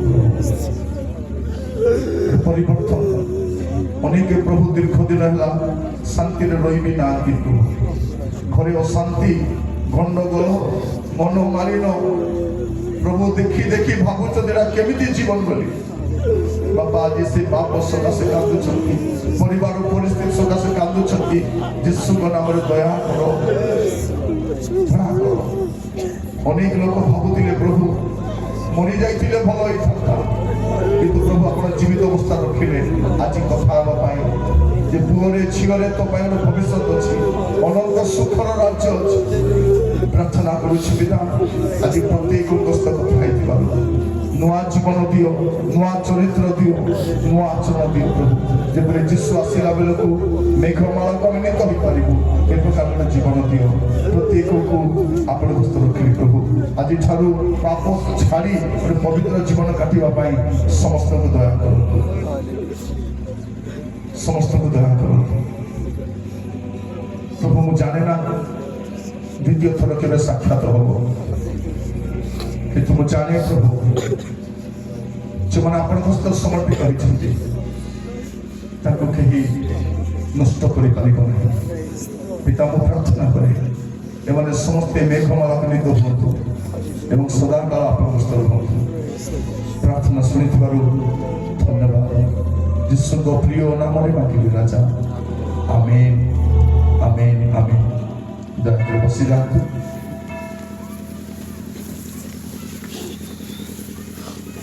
প্রিয় ভাই বোনମାନେ ମୁଁ ପ୍ରଭୁଙ୍କୁ ଧନ୍ୟବାଦ କରୁଛି ପ୍ରଭୁ ସୁନ୍ଦର ସମୟ ଦେଲେ ଆପଣମାନଙ୍କ ଗହଣ ଆଶୀର୍ବାଦ ଦେଲେ ପ୍ରଭୁଙ୍କୁ ଧନ୍ୟବାଦ ଦିଏ এই ବାକ୍ୟଟା ଆପଣ ୟୁଟ୍ୟୁବରେ ବି ପାଇପାରିବେ ଶୁଣିବେ ଆଉ ଅଧିକ ବାକ୍ୟ ଶୁଣିବା ପାଇଁ ଚାହିଁବେ ୟୁଟ୍ୟୁବରେ ମୋର ଗୋଟେ ଚ୍ୟାନେଲଟା ଅଛି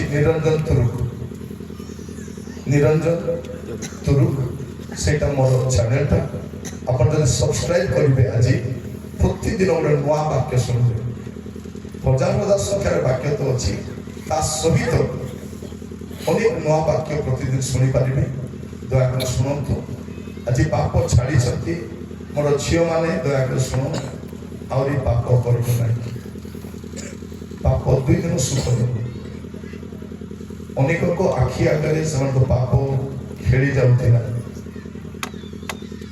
ଆପଣମାନଙ୍କ କ୍ରନ୍ଦନରୁ ଜଣାପଡ଼ୁଥିଲା ଯେ ଆପଣ ବୁଝିପାରିଛନ୍ତି ପାପର ପରିଣାମ କ'ଣ ହେବ ଦୟାକରି ପାପରେ ରୁହନ୍ତୁ ନାହିଁ ପ୍ରଭୁ ଆପଣମାନଙ୍କୁ ଆଶୀର୍ବାଦ କରନ୍ତୁ ପ୍ରଭୁଙ୍କ ଦାସ ଭାବରେ ଆପଣମାନଙ୍କୁ ସମସ୍ତଙ୍କୁ ଖ୍ରୀଷ୍ଟ ନମସ୍କାର ଜଣାଏ ସମସ୍ତଙ୍କୁ ନମସ୍କାର ଦୟାକରି ଆପଣମାନେ ଆମ ପାଇଁ ପ୍ରାର୍ଥନା ନିୟମିତ ଭାବରେ କରୁଥିବେ ପ୍ରଭୁ ଆପଣମାନଙ୍କୁ ଆଶୀର୍ବାଦ କରନ୍ତୁ ଥ୍ୟାଙ୍କ ୟୁ